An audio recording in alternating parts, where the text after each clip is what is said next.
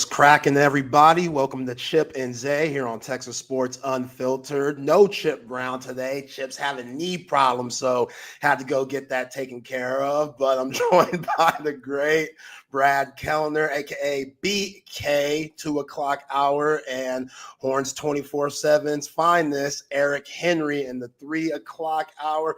Again, appreciate y'all for rocking with us today. Y'all know what to do. Like, subscribe, get the app, whatever you need to do. We're on Instagram, we're on Twitter, X, whatever, Facebook.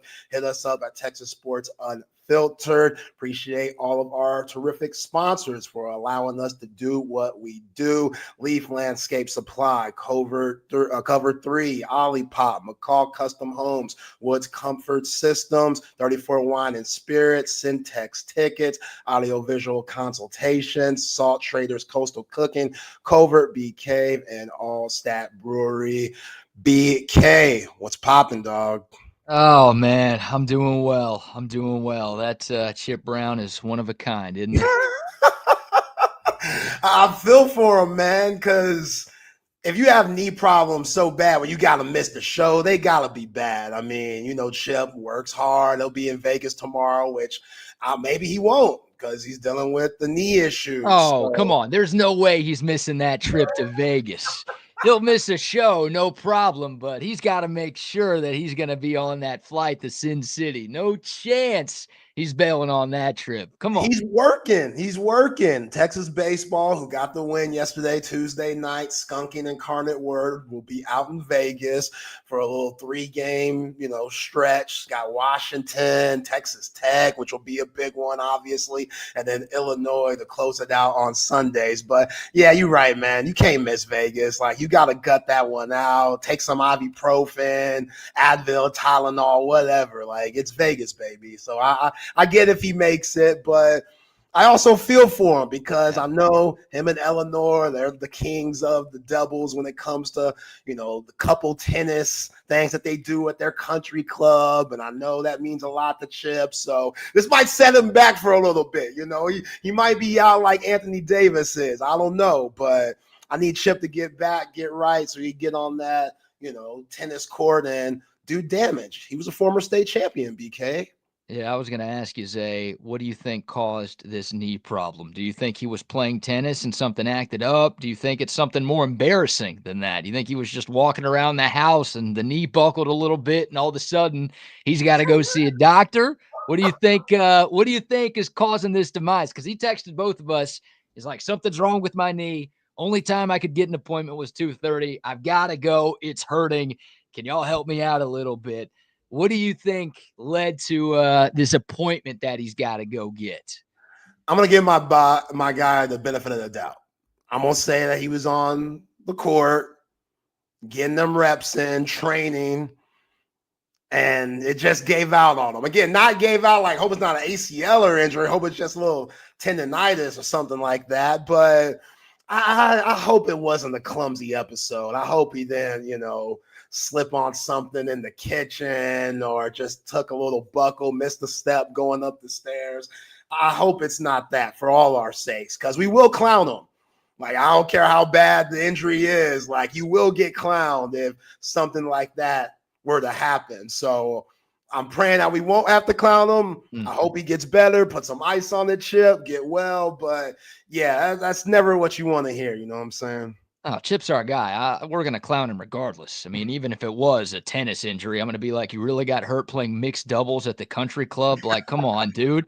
And if you are hurt, look, that's fine. Like, all right, Chip's got a few years on him, all right? But, like, put some dirt on it, throw a little ice on it. Shaquille O'Neal's hawking icy hot still, do a little of that, and come sit down at home and do the show. We're not asking you to do a whole lot here. We're just asking you to sit in front of your computer and talk about sports. You got to miss to go to a doctor's appointment. I might be clowning him regardless of what the excuse is, eh? Yo, Devil D's right. Knee injuries, no joke. He be talking about it too. He talk about how he's like bone on bone issue, and I'm like, bro, you need to get that checked out. Like, quit playing. Hang up the cleats, turn it in, like hang up the racket. You don't gotta compete no more. But again, he's a state champion. It's in him. He's a competitor. He doesn't want to give it up. I'm sure his wife's always getting on him because she ain't trying to give up the title because she's probably carrying Chip anyway.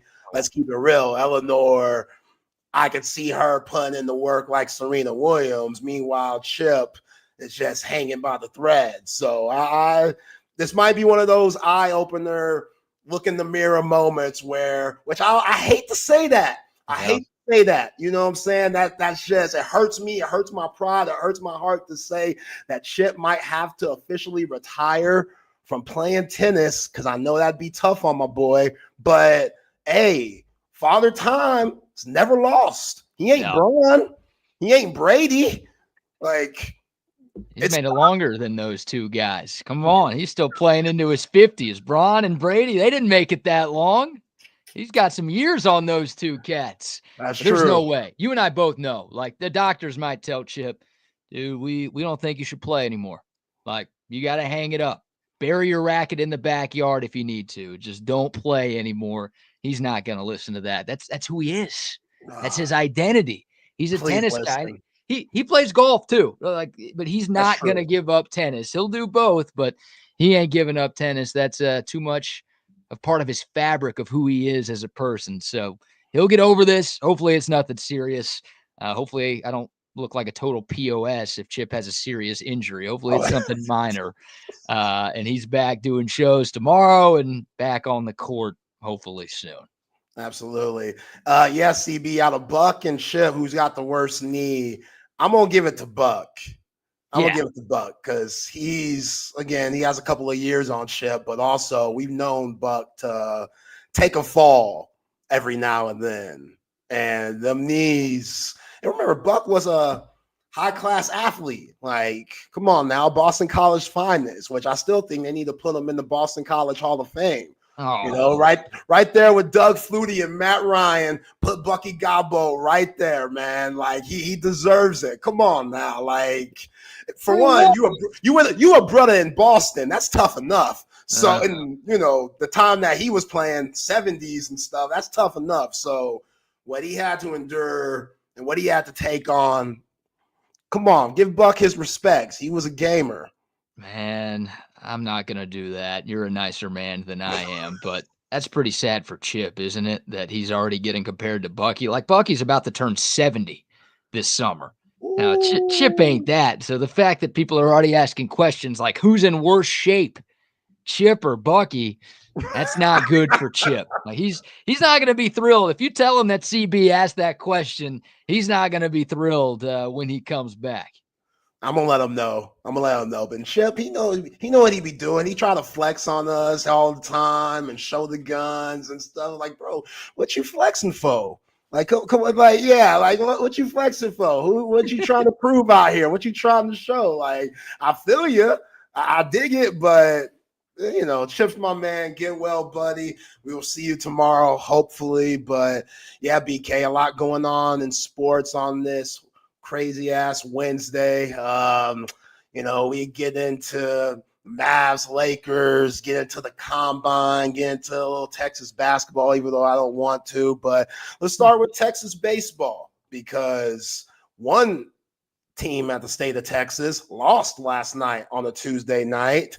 Those Texas A&M Aggies losing to the Bobcats of Texas State, going up there to Bluebell, getting the win, number one team in the nation, which, again, it's baseball. You're going to take your ups and downs. But with everything that's happened with Jim Schlossnagle, they lost over the weekend, even though they won their series. Then to come back Tuesday night and lose to Texas State, which Texas State – they got some cocky son of a bees on that team. Like, they win the Bluebell, and they didn't go for the ice cream. I'll tell you that. They said, we're going to be the best team up in this thing. We're going to talk our shit.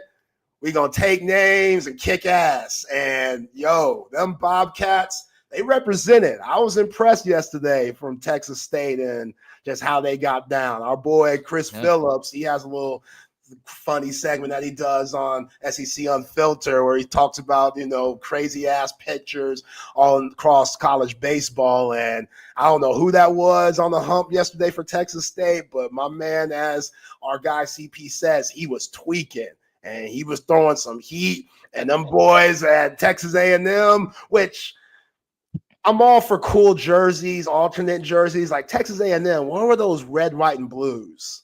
I didn't get that. That was a weird alternate jersey. Like, y'all aren't America's team.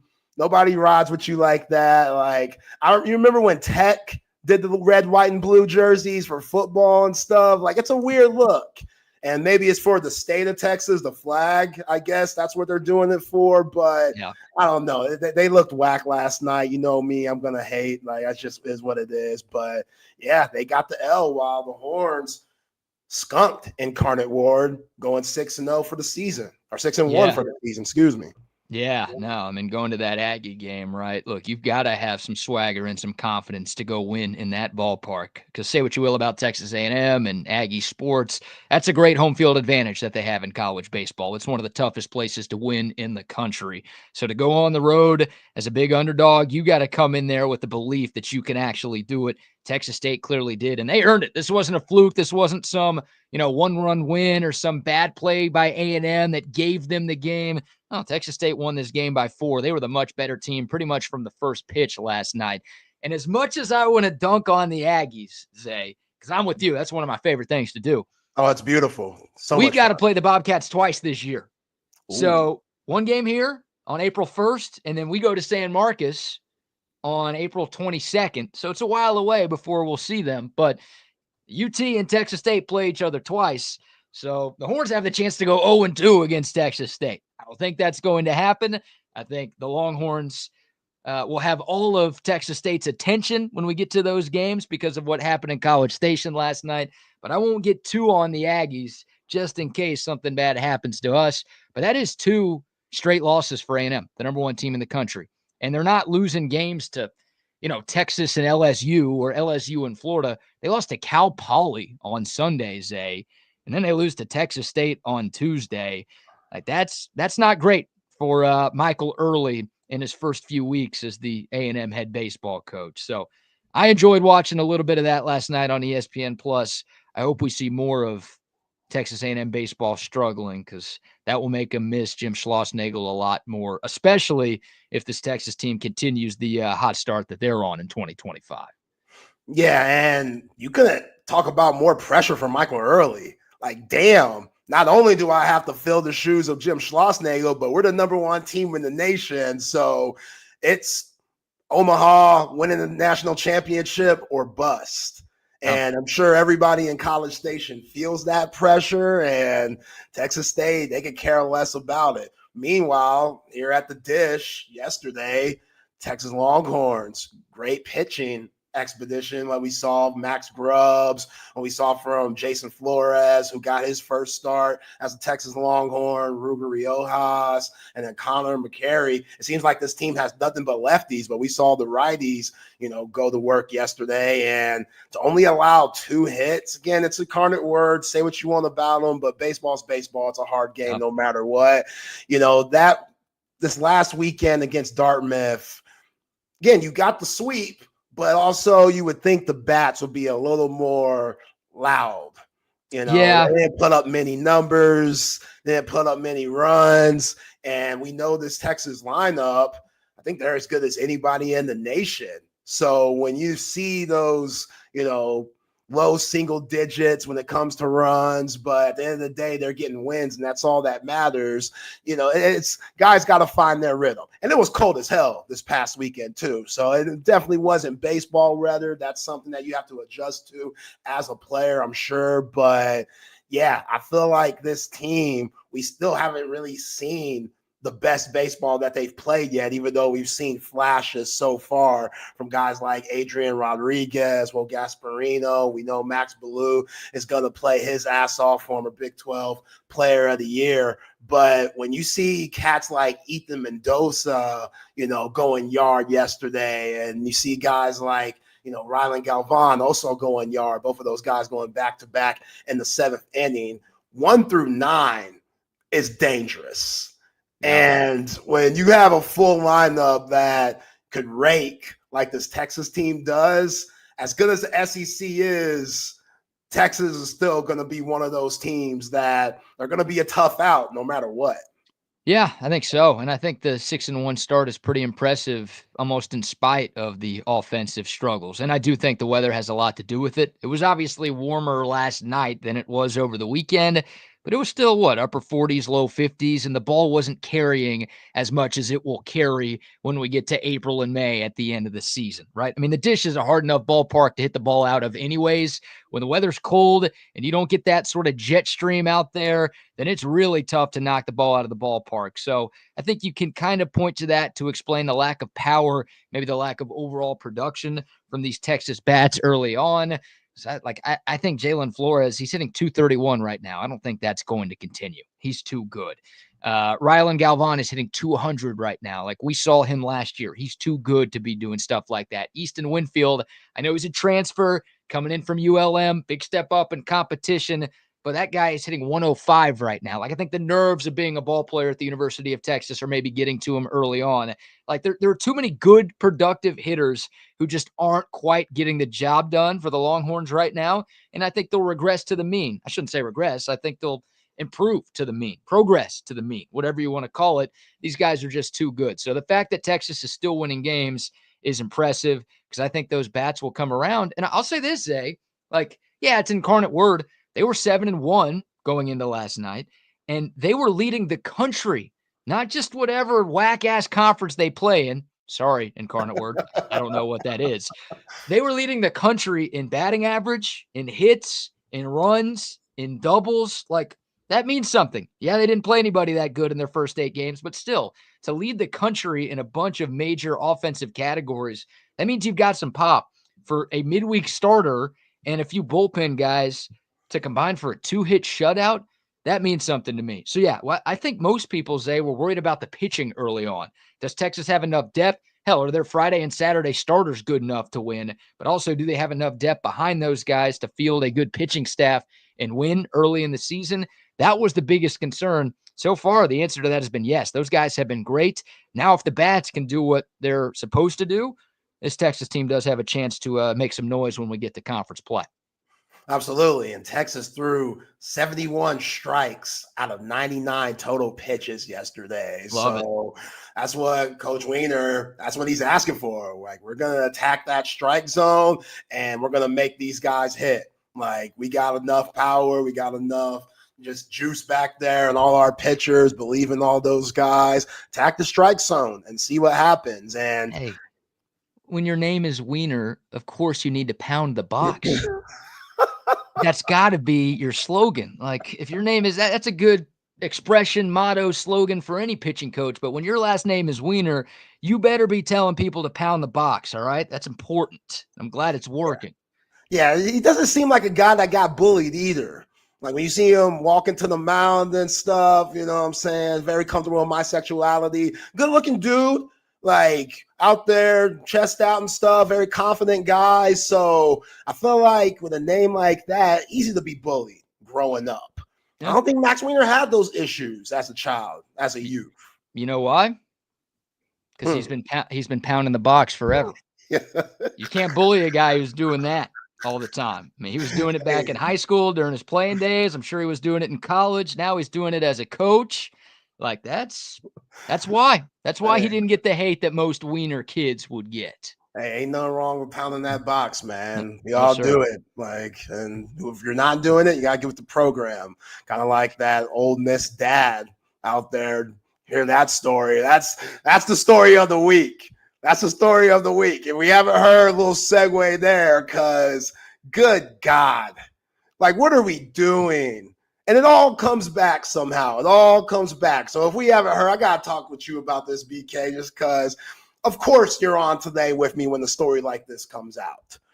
So, story that's been all over Twitter, social media. If you don't know, now you know. An Old Miss student. Her name's what? Mary Ann. Was Mary Lynn? What is it? Mary something. But Mary Kate, I believe. Mary, that's it. That's it. Yeah. Okay. Mary Kate, supposedly, this is allegedly, we don't know. Rumors, kids these days have no idea. But her current boyfriend, also an Ole Miss student, apparently, Mary ended up banging her boyfriend's dad. Mm. And that's been all over Twitter, all over SEC Twitter, petty Twitter, whatever you could find. This has been going on. It's a foul story. I don't know who's in the wrong more, old Mary here or Pops, which Pops, come to find out, he was a former UT grad. Yeah. Like he wore the burnt orange. They live and reside in Houston, this, that, and the third. I don't know what happened. Again, all speculation. Allegedly here, we don't know if this is facts or not, but man, it's messy. And I feel bad for the son. I feel bad for the boyfriend of Mary because people are saying that they still stay together. I don't know if he's just blind to what's going on because she's a pretty girl. You know, she's a baddie. She's first round pick. Yeah. So maybe he feels like I might not do better than this. You know, I'm over my skis here. I'm lucky to be of a caliber of woman like this. I don't think that's the case, man. And then what do you say to Pops now? Because I'm sure Pops is paying for tuition and different things. Like, you're not out in the real world yet. There's a reason why you're going to. Yeah, look at, they're going Mary right there. There she is. But there's a reason why he's in college. Like, this is a nasty story, BK. It's a real nasty story. And I put it more on the Pops. Like, the Pops, he wrong for what he did, allegedly. But if this is true, wow, what a piece of shit. Which one? I feel like all of them are pieces of shit in this story. Not the son. Here's Mary Kate Cornett. Oh, I think the son is too for staying with this girl. Like, that's piece of shit might not be the right term to describe him. It more just be like sad, pathetic loser that I would use to describe the kid. He's not the biggest problem in this story, obviously. It's the dad, it's the girl, it's everybody else, but he is not absolved from any blame of this happening because I don't think this is a big deal, Zay, if the son just breaks up with the daughter. Like, I think that's what made this story great. Great in terms of, like, well, it's great for me. I think it's hilarious. This is awesome. And I can't wait to tell Bucky about this tomorrow because he has no idea that this is happening. So we'll be prepared. Tune in tomorrow morning from 7 to 9 to hear the Bucks' thoughts on this deal. Like, there are times, I guess, where someone will sleep with someone's dad. It doesn't happen often. At least I hope it doesn't happen often. But, like, when it does, I feel like that's game over. Relationship over. I feel like if that was the end of this story, then sucks for the kid. Sucks that it came out. But, all right, maybe he doesn't talk to his dad anymore. He doesn't talk to this girl. He's moved on. Life happens. There you go. The fact that he stayed with the girl, that's why this is such a big deal. Because now this guy's name is getting dragged through the mud as well. It's like, seriously, dude? You let this girl bang your dad, and then you're going to stick with her, like totally forgive her, like it's okay? Are you that sad? Are you that desperate that you have to do this? Come on, man. Yeah, again, he's young. Like, he's clearly out of his league here. Like, completely out of his league. Like, I mean, you just pulled Mary Kate up. Like, she looks good. She looks good. But your Pops, though, and Pops, come on, bruh. It's not like Pops is out here single either. Like, Pops is still with the kid's mom, apparently. So what in your right mind thinks that it's okay? Like, the Pops needs help, therapy, something. Here's a picture of the kid's dad and Mary Kate hanging out at the, oh wait, no, that's Urban Meyer with that co-ed. Sorry about that. Oh, Urban. Oh my gosh, man. But that's just, it's tough. It's tough. Like, again, their relationship, father-son relationship, it's over. Like, someone who's very close with their Pops, I couldn't imagine that ever. Like, CC would never do that to me. Couldn't even imagine what that kid's going through. Like, how do you look your dad eye to eye? Like, you got to go, Kendrick Lamar. You got to squabble up. Like, it's like we're fighting. Like, you might have that dad strength, but hey, you got to go with some dirty tactics here. Mike Tyson biting the ear. You know, like, it's just never forgive your pops for this. Because now you're the laughing stock of all the social media. Embarrassing the family. And what are you doing to my moms, bruh? So how you don't disrespect mama like that? Like, ain't that a bitch? Like, really? Not only me, but are my moms affected by it? So you're just ruining everything that the family has built. And it hurts because this guy, former UT grad, he should know better. You know, he's a Texan from Houston. Like, he's a Texan. Foul, man. I don't know if he should know better, man. That's a hot piece of ass right there. Good pull by the dad. Going backwards here. So according to the internet, and you can't put anything on the internet that isn't true. That's what Abe Lincoln told us in the Gettysburg Address. Don't forget about that. The parents were already on their way out. Like, they were about to finalize a divorce. And according to internet rumors, it didn't have anything to do with this. Like, the marriage was already on pretty thin ice, maybe from this guy cheating on her with another college kid. Who knows? Maybe this guy's Lane Kiffin's best friend. I have no idea. But people are saying that the marriage was already on the out. So, again, doesn't help out much, but maybe this didn't completely ruin the relationship between the parents, which is why I bring it up. There is a bright side for the kid. There ain't much of one, but there is a bright side, and this is the power of the interwebs. This guy, Evan Solis or Celis, I forgot his name. I don't know how to pronounce his name either. It's out there. People found his Venmo, and guys are sending him money. They're like, dude, I'm so sorry. Money. I feel bad. Like, this sucks. Your life sucks. Here you go. Now, it might be like guys sending 1 cent. On Venmo, you can't see how much money is actually changing hands. You can just see that people are paying other people. But this guy is, like, getting paid, and, you know, it still sucks. Your life is ruined. You got to transfer schools. You might have to leave the country. But, hey, if a bunch of people donate, then all right. Maybe not the worst thing in the world.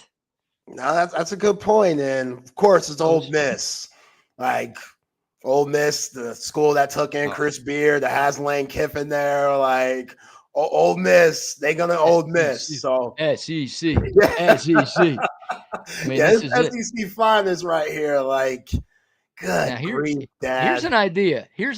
Here. I don't know if Double D is insinuating this, but dad sleeps with the son's girlfriend. How do you get back at the dad? You sleep with dad's girlfriend. Does he have to sleep with his own mom to make up for this? I don't think incest is the way to go. Respectfully. You don't have to put respectfully at the end of that. You're right. Incest is not the way to go. Respectfully, disrespectfully, it doesn't matter. Never the way to go.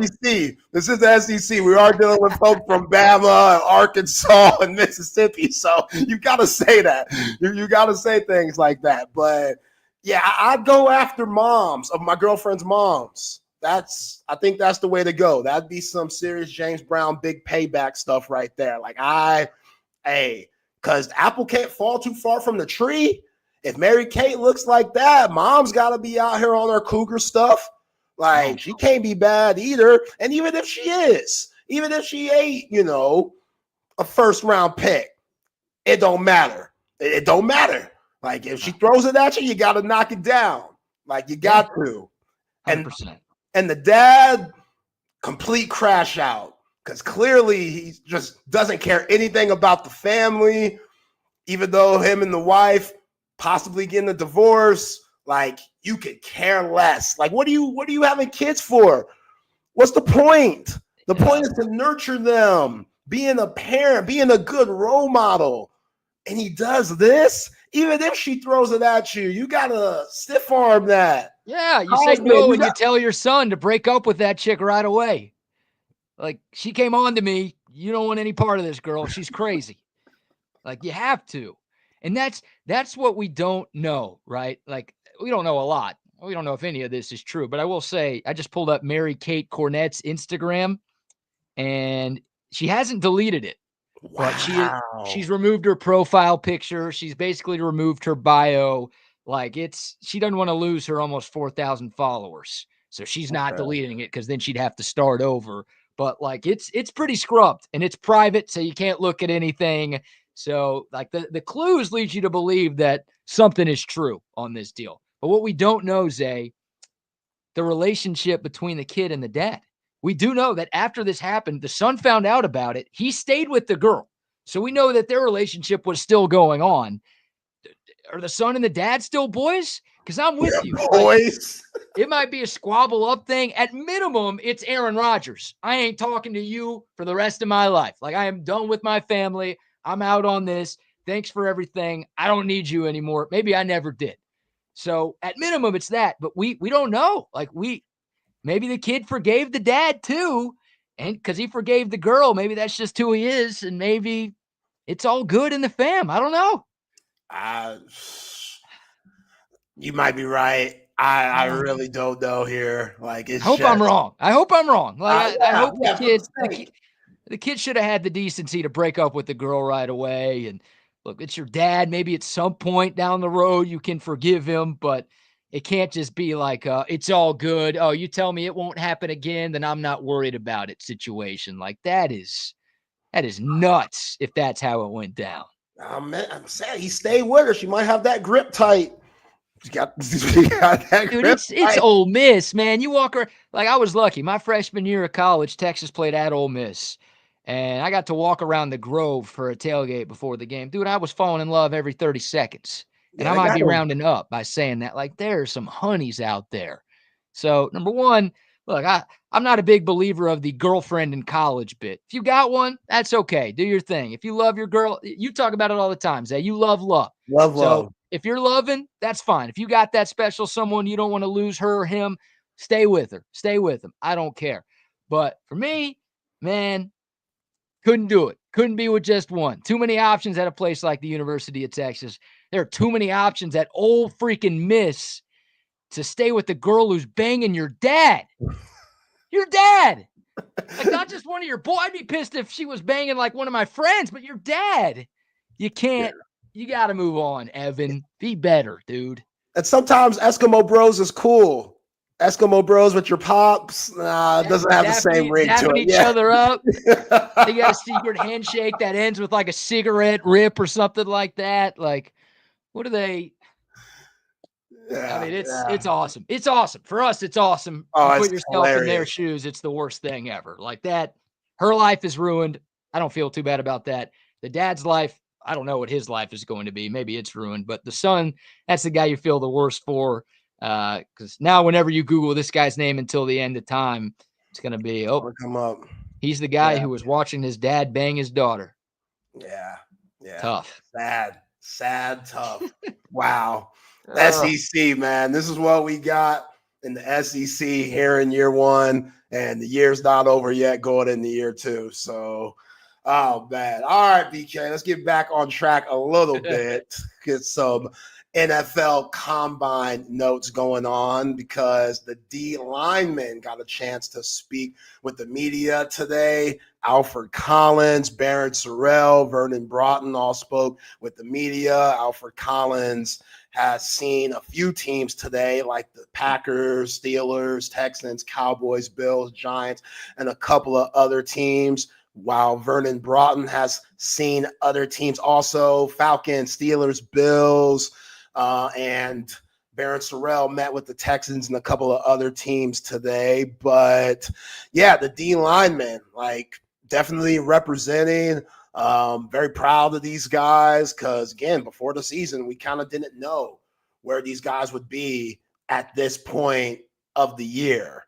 You know, it was just kind of up in the air with the defensive lineman. Kenny Baker comes in, fills in for Bo Davis. You lose Travondre Sweat, and then you lose Byron Murphy. So what does that mean for that 2024 Texas defensive line? They were terrific this year. They were all really good down the line from Colin Simmons. The guys were still there. Trey Moore, Colton Vosick, Ethan Berg, and then the guys I just mentioned in the combine, and Collins Broughton and Sorrell. How do you think these guys are going to fare when they start doing the drills and stuff? And then, these guys get to look at their measurements and whatnot. Yeah, well, for Alfred Collins, there's no question about the measure of bulls, right? I mean, that was the biggest strength for Alfred Collins. That's why Texas fans were so excited about him coming out of high school here in Bastrop. It's like, this guy looks like an NFL player at the age of 18. I mean, he's sculpted by the gods. He's a first guy off the bus. He's got that body type that NFL scouts and GMs and execs salivate over. And he's got the athleticism too. Like, the biggest problem with Alfred Collins, the biggest reason why he's not going to be a first-round pick in April is because it took 4 years for the production to finally match the ability, or match the potential, maybe is a better word there. So when it comes to the Underwear Olympics, Alfred Collins, I think, is going to look great. I think he's going to bench a lot. I think he's going to move incredibly well. Like, that's a guy throughout this pre-draft process, when you're not doing a whole lot against other people, I think he's got a chance to really improve his draft stock. Not to say he didn't do anything against other people, because like you said, he was a big part of why the Longhorns D-line didn't take some big step back despite losing the two best interior D linemen in the country after the 2023 season. Yeah, I think Alfred Collins, I'll just start with him and get your thoughts before the other two. Like, I think he's got a shot to really make himself some money this weekend and also at Texas's Pro Day next month. I'll never forget the first time I saw Alfred Collins. It was probably before a lot of Texas fans did, because he was playing basketball at Cedar Creek High School over there in Bastrop, and that was still during my officiating days, and he was a freshman playing varsity. And I remember somebody telling me, like, hey, this guy's a hell of a football player, but watch him move on the basketball court. And he was agile, and he got to his spots. He was taking charges. He was blocking shots. And you're like, man, this kid, he has some serious athleticism. And then you fast forward to now, and you just think, damn, like, finally, like, it took a while for him to really, bring out what he was supposed to and be that big time game changer that we saw this year. The Arkansas game comes to mind the most, when they were driving to make the game a little closer, and here comes Alfred Collins with a huge, forced fumble, and Mookie Tab jumps on it, and Horns ball, they ice out the game. But yeah, like, when you play at 330 and you move the way that he does, and you just have the size and the hands, and, maybe he just needed Kenny Baker to help him put it all together. Not saying that Bo Davis isn't a good coach. No, just some guys, they're more relatable. That's just what it is. Like, some guys, you're able to relate as a coach to them better, to where they see the game in a different light. And I feel that way about all of those guys who are at the combine right now. Barron Sorrell, especially Vernon Broughton, who said that in one of his early pressers during the season. Like, yo, Kenny Baker, he's shown me a different way to play the defensive tackle position that I didn't even think about in my first few years here at the University of Texas. And Vernon Broughton was terrific this year, very underrated in how productive he was. So, yeah, I think Alfred Collins, I think he has a chance to be the biggest steal out of all 14 guys that are at the combine. Like, I think he's going to light up the drills. I think he's going to run a good time in the 40. And when he talks about a guy that he likes to watch that's in the NFL now, he mentioned Chris Jones. Like, that's a solid comparison. Like, Chris Jones is a flat-out monster, a big reason why the Kansas City Chiefs have 3 Super Bowl rings in the last 10 years. So if he could put any of Chris Jones into this game, and these scouts and front office guys see that, whichever team that takes him, then, yo, Alfred Collins, you set, bruh. You are absolutely set, because, again, not saying a lot. Christian Jones probably going to Canton one day, but also, Chris Jones probably going to Canton one day, but also Alfred Collins, you see it in him. You see it. You're like, yo, this guy is a game changer. It's just about consistency. I feel like a lot of that time early on in his career at Texas, he wasn't in shape. to play meaningful downs. And plus, when you got so many other guys in front of you, it's hard to get bumped. But when he got his chance this year, man, he proved that, yeah, I could play at the highest level and I could be productive at the highest level. Yeah, he made the most of this contract year, and that's what it was. I mean, the first 4 years for Alfred Collins, 22 tackles, 25 tackles, 17, and then 22. This past season, he had 55.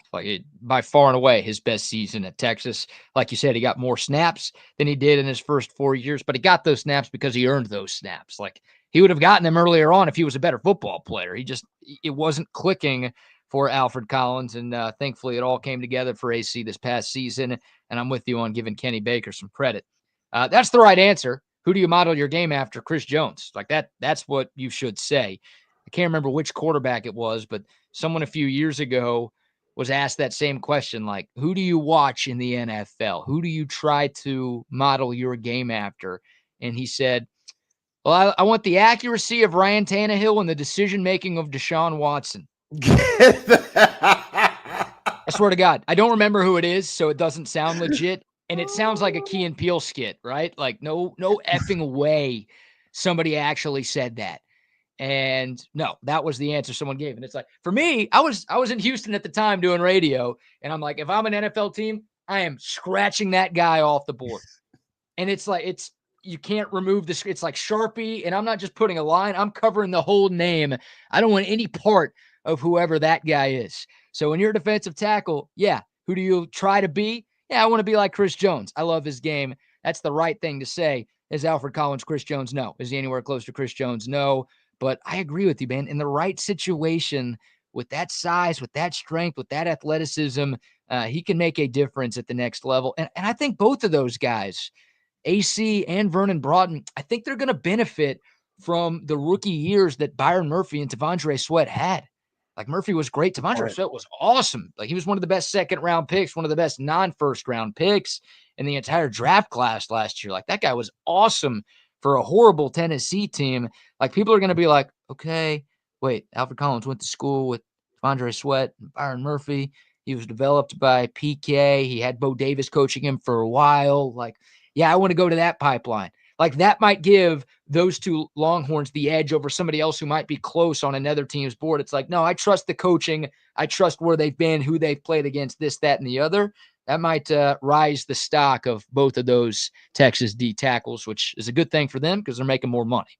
Great point. I mean, T'Vondre Sweat, he was terrific this year. And I know everybody's very cautious about his weight. And we even had John McClain on a couple of weeks ago, legendary Texas Hall of Famer and Houston, Texas beat writer John McClain, talk about, T'Vondre Sweat, which he gets a CT Sweat twice every year, but still saying that he needs to get around 340. And a part of me gets that, but also the way that T Sweat moves and the way that he operates out there, if he could just not get above the 360s, I'd take that. Like, that's a win. If he could just stay grounded in the 360s where he's at, still be productive, still be quick, agile, and be just a straight up monster like we saw a lot this season, let's not trip on it. Let's not trip, because some guys just have a low metabolism.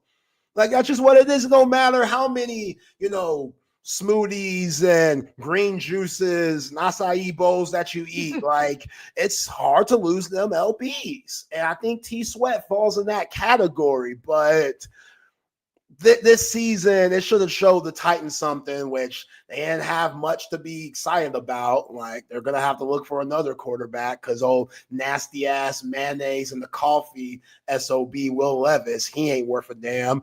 And what else you got on that offense? So you got to focus on the positive things. And one of those positive things is T Sweat. Don't give him no Nashville hot chicken. He be all right. Like, he's still going to be one of those guys that I think is going to be a future Pro Bowler. I thought he was great. And it's weird. Look, I love John McClain. Great dude. Got to know him in Houston. Does a great job on y'all's show every Friday. That's a must listen to segment. I think T'Vondre Sweat's best game was in Houston. I was at the game. He had a sack, his only sack. He also had an interception that got called back because of some dumbass penalty by one of his teammates. But, like, he was all over the field in that upset win that Tennessee had in Houston. So I'm surprised to hear McCall, because I'm sure John was at that game and he was all over the place on that day. So yeah, look, he and I have opposite metabolisms, like exact opposite. Because y'all, I eat like shit and I can't put on weight to save my life. And I think you're right. I don't think T'Vondre Sweat tries to be as big as he is. I just think he has a hard time shedding some LBs. But I don't know, man. I liked what I saw from him last year. I think he was good. And a bright spot for the worst team in football, the team picking number 1 in the draft. So I don't know, man. I was doing this big belly celebration in Houston when he was making plays down there. I think he's got a little bit more game than maybe John gives him credit. Now, look, if the weight gets out of control and he's like 20 or 30 pounds heavier next year than he was last year, maybe that was the point John was trying to make, then okay, that's fair. But I thought T-Sweat was very productive last season as a rookie. And it's interesting because you would think that Byron Murphy would have a terrific year too, but he struggled a little bit, struggled with injuries. And when he was out there, again, he could have been injured this whole time. We don't know, but he didn't have the year that we all thought he would have had going to Seattle. And yeah, that's unfortunate, but it'd be like that sometimes. Yeah. Like it just sometimes your rookie year, it's hard to get acclimated to the NFL. Byron Murphy's never lived out of Texas in his life. And then you go to Seattle, which rains a lot, but it's still absolutely beautiful there. Like that could be a game changer for a lot of guys that might have a hard time adjusting. So I'm not going to put too much on Byron Murphy, but also I expect him to have a way better sophomore year than he did his rookie season. And there were some weird rumors going around before the season started with Byron Murphy too. Like he was getting caught up in some scandalous shit. some real foul stuff that I don't wish on nobody. Clearly they were just rumors, speculation, assumptions, but he's getting married soon. What were they? I can't remember. I mean, it was some Instagram message that went viral. He was asking for some sort of loving, wasn't he? Yeah. Allegedly. And the woman, let's just say she's gone through change. Let's just say that. Oh, that's She's gone through some changes. That's all. I'm not going to get into it. Again, B. Murphy, we don't believe that, dog. We don't believe like you good with us, bro. Like we don't believe that. That's what happens when you get to the NFL. They try to get you caught up. You know what I'm saying? Like I'm still on my man Justin Tucker's side right now. Right now, just because Justin Tucker, he did a lot for the program, did a lot for the NFL. I want him to go to Canton, like one of the greatest kickers of all time. But they trying to get my man BK. They trying to get him, and it's not looking good. It's not looking good. Like 1 or 2, when you get to 7, 8, 9, that's when it starts getting murky, man. And my man Justin Tucker, he's in a tough situation right now. Yeah, I think we're up to 16 with Jay Tuck right now. Yeah, and it's all allegations at this point. No lawsuits have been filed. So that's a big difference between this situation and the Deshaun Watson situation from a few years ago. But, not looking great. I heard the Ravens GM Eric DeCosta say, like, it's concerning. The NFL is investigating. We're going to wait, see what they find, and we're going to wait until we get as much information as we can before we make any sort of decision. But, I mean, it's concerning. Like, again, they're allegations. He said, she said. Don't know if they're true. I'm a believer of innocent until proven guilty. But like you said, the more and more that stack up, the more and more it's like you see the court of public opinion start to sway against Justin Tucker a little bit. Yeah. If there were 10 or 12 other men who came out against Byron Murphy, then the court of public opinion might not be so kind to him either. Yeah. True. Tough. Very tough. And I just knew something was up of how bad he was kicking, man. I knew something's off. Something's going on. I didn't think it'd be this.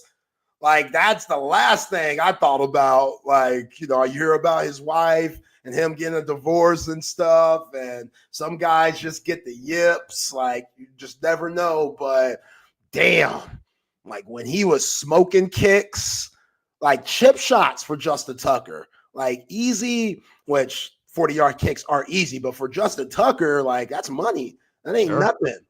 And he struggled all year long. And then this came out, you can't be surprised one bit. So it sucks. Yep. I hope they're all rumors. I hope none of it's true. But yeah, look, we'll wait and see. But yeah, not good timing for him, not good timing for anybody. And who knows if that impacts his spot in Canton, because he should have one. He should be able to retire right now and be a Hall of Famer. He's the most accurate kicker in NFL history.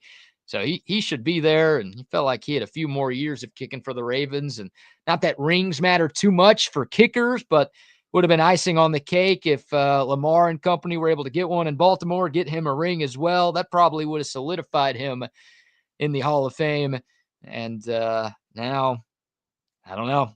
As crazy as it sounds, it should be kept to what happens on the field. But look at baseball, like extracurricular stuff. Kurt Schilling, because he's like super right-wing, crazy political guy, is not in the Hall of Fame. So there are people who will keep you out for politics, for off the field antics, for this type of stuff. Like it's a real thing that people consider when they weigh this, whether we agree with it or not. Yeah, put Kurt Schilling in. He had the bloody sock and shit. Like, put him in. That was a fire moment. Like, when you're throwing the heat, bloody sock and all, his Diamondbacks tenure was solid with him in a big unit.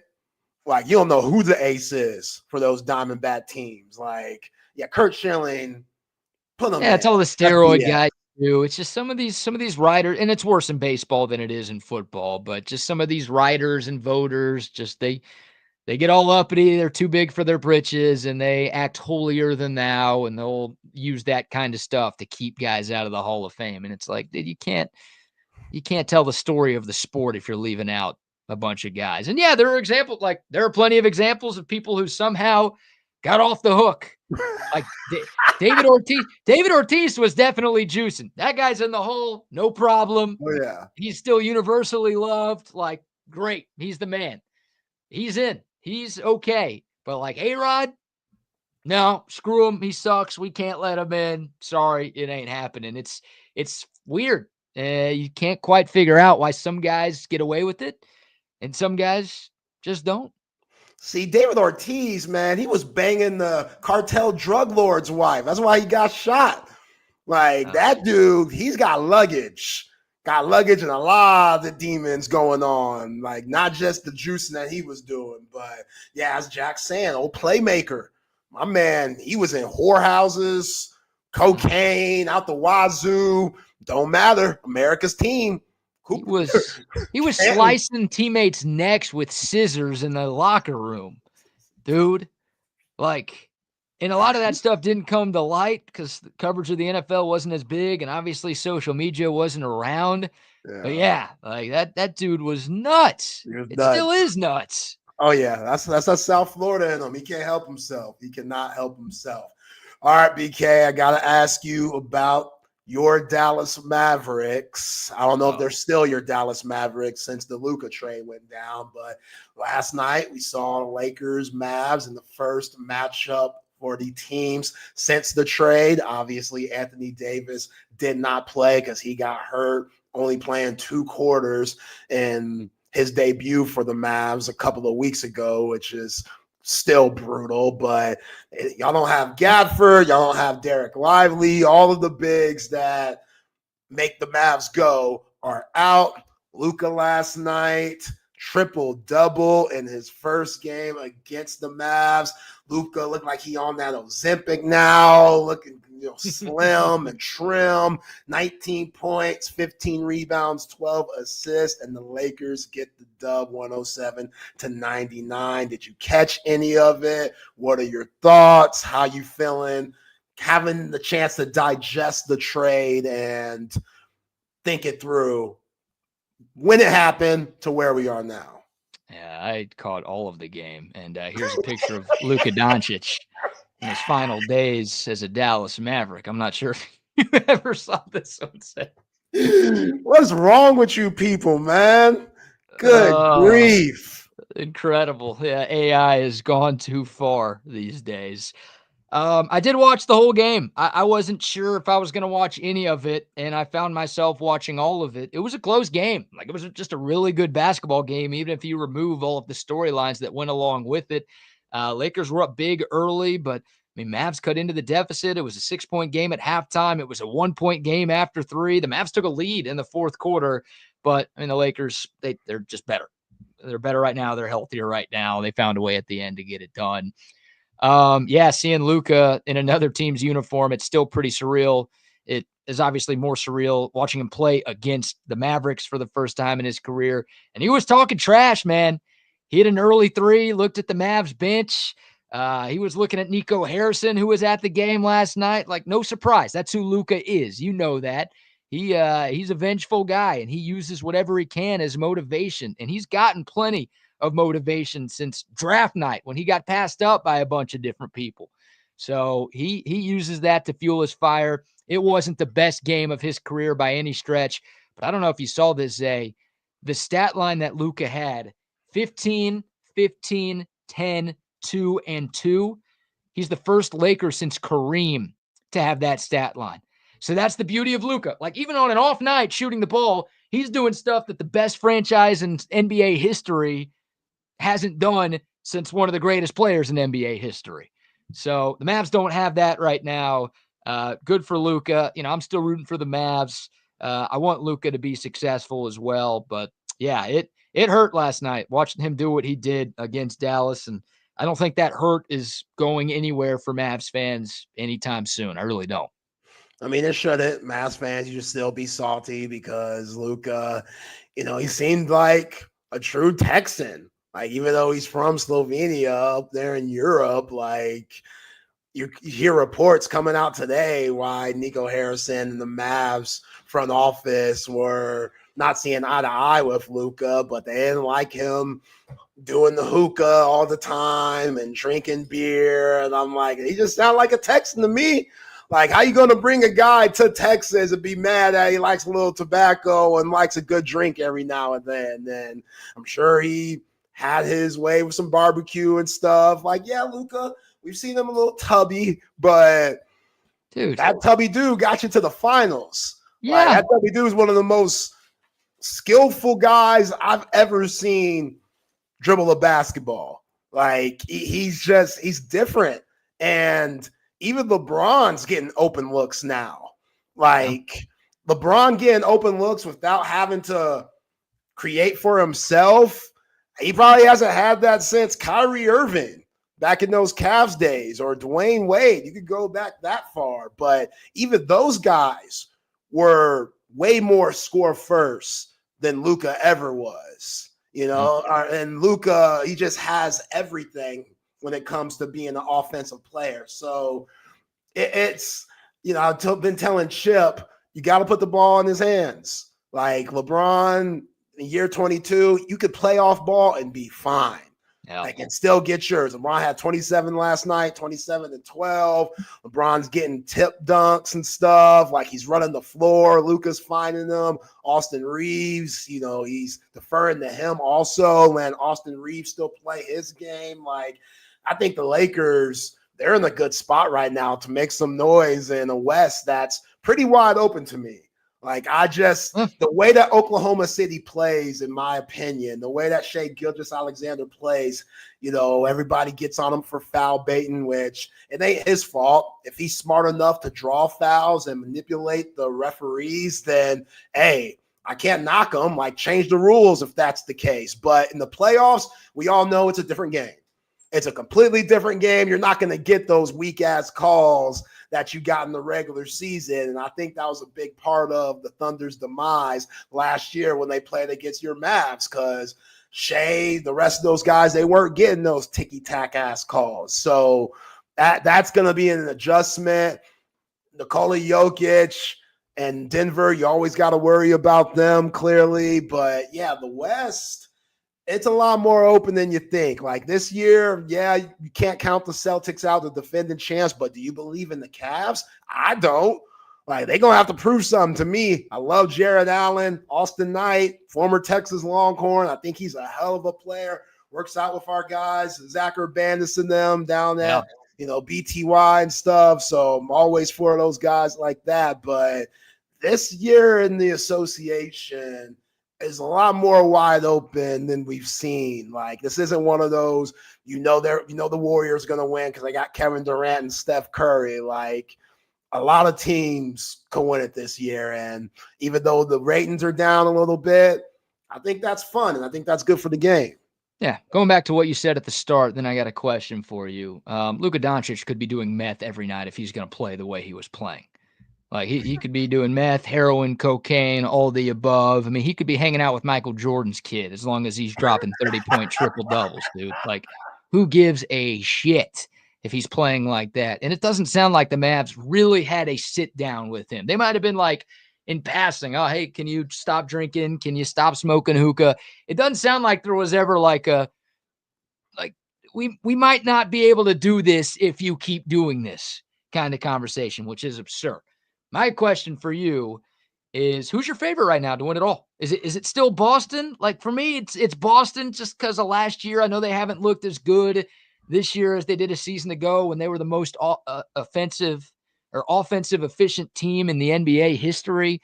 That was poorly worded. The most efficient offensive team in NBA history. That's how normal people talk. They haven't quite clicked that way this year. Who's your favorite? Is it still the Celtics or is it somebody else right now? Yeah, unfortunately, it's the Celtics, which I can't stand the Boston Celtics. I like a lot of their players, but like as a whole, as an organization, like going back to the time where I wasn't even thought about and wasn't even on this earth, like Red Auerbach was an absolute snake. Like, he was a huge snake. Like, he was in with the mobsters and shit like that. Like, how am I supposed to call a travel on John Havlicek when I'm scared of getting whacked and having my place broken into after the game? Like, that's not a good look. What he did for Bill Russell was cool, but I just can't stand the Celtics as a whole. So it's hard for me to say. But yeah, how they're until beaten, like, they're number one for me. And I feel like they're in coast mode a little bit. Like, they're looking at Cleveland. They're like, okay, Cavs, y'all have fun winning the regular season. We don't give a damn about home court advantage. And when it's time to play, Tatum, Brown, Holiday, Derek White, all those guys in the postseason, they're going to take their game to another level. So it's them right now. But after that, man. That's what I'm saying. I don't know after that. Like, it's open. It's open. Like, I like the Thunder, but the Thunder, the way they play in the regular season, like I said, hurts them in the postseason. All that foul baiting, Shai Gilgeous-Alexander constantly going to the line. They're not going to give you those calls, bro. You should have learned. You should have learned last year that you're not going to get those calls when they had one of the best records in the league and then just got bull rushed by the Mavs. So we'll see what happens. But BK, I appreciate you, man. Appreciate you holding it down, filling in for Chip for this first hour. Now I got to bring in my guy, big homie, Horns 24/7's finest, Eric Henry. E. Henry, what up, bro? Oh, man. What is going on? What's going on, fellas? Hey, Eric, everyone thinks I hate you. So will you tell them they're right and that I do hate you and you hate me? Will you let everybody know and set the record straight, please? Listen, for the audience here, okay? Y'all thought Biggie and Pac, y'all thought 50 and Game, y'all thought, Kendrick and Drake were beef. That's got nothing on the beef that is BK and Eric Henry. Can't stand the guy. If I see him, it's going to be a problem. No. That's what I'm talking about. It's on site. Yeah, I texted Eric today. I'm like, you going to the town hall event with CDC? Exactly. And he's like, no, I can't go. And I'm like, all right, thank God. That means I can be there. Like, we're not allowed to be in the same place at the same time. So if you said you were going, I was like, all right, I got to stay home. I can't make it tonight, but I got the clear, so we're all good. Now I know why I got that text. And that was real smooth, real well played on BK's part. Like, let me just feel it out, see if he's going for work, see if it's safe for your boy to show up. Man, listen, BK is safe in these streets, man. Listen, first off, I now live, about 40 minutes outside of town. I am a resident of one Lago Vista, Texas, for the next few months. Damn. So BK, you're safe, dog. You're safe for a little while. Now when I get back in Austin, I'm so far out. I don't even know if this is Travis County or not, since I've only been here about 2 years. So when I get back when I'm another resident of Travis County again, BK, it's on site. But until then, you got a reprieve, my brother. Well, I'll be moving out to Lago Vista. It sounds like in a few months, then just to be safe. Oh man, you're the man, Eric. Zay, you too. Enjoy chopping it up. I'll be listening, guys. Appreciate you, BK. E. Henry, what's happening, man? Lago Vista, you way out there. Like, damn, you might be the only brother in Lago Vista, to be honest. I'm not gonna lie. I've been looking around and I ain't seen one yet. And I'm trying to just, I'm trying to be on my P's and Q's out here. Here's the thing in this new capacity that I'm in, not officially being part of the TSU team anymore. Bro, I can't even see the comments no more. So I hope this humor is going over well. I hope the people are finding this shit funny because I can't see nothing. So. Oh, yeah. We'll pull up some of these comments for you, man. But glad you've been doing well. Again, Horns 24/7. Y'all go on that, subscribe. E. Henry, one of the best in the business. Love reading his articles on a daily basis.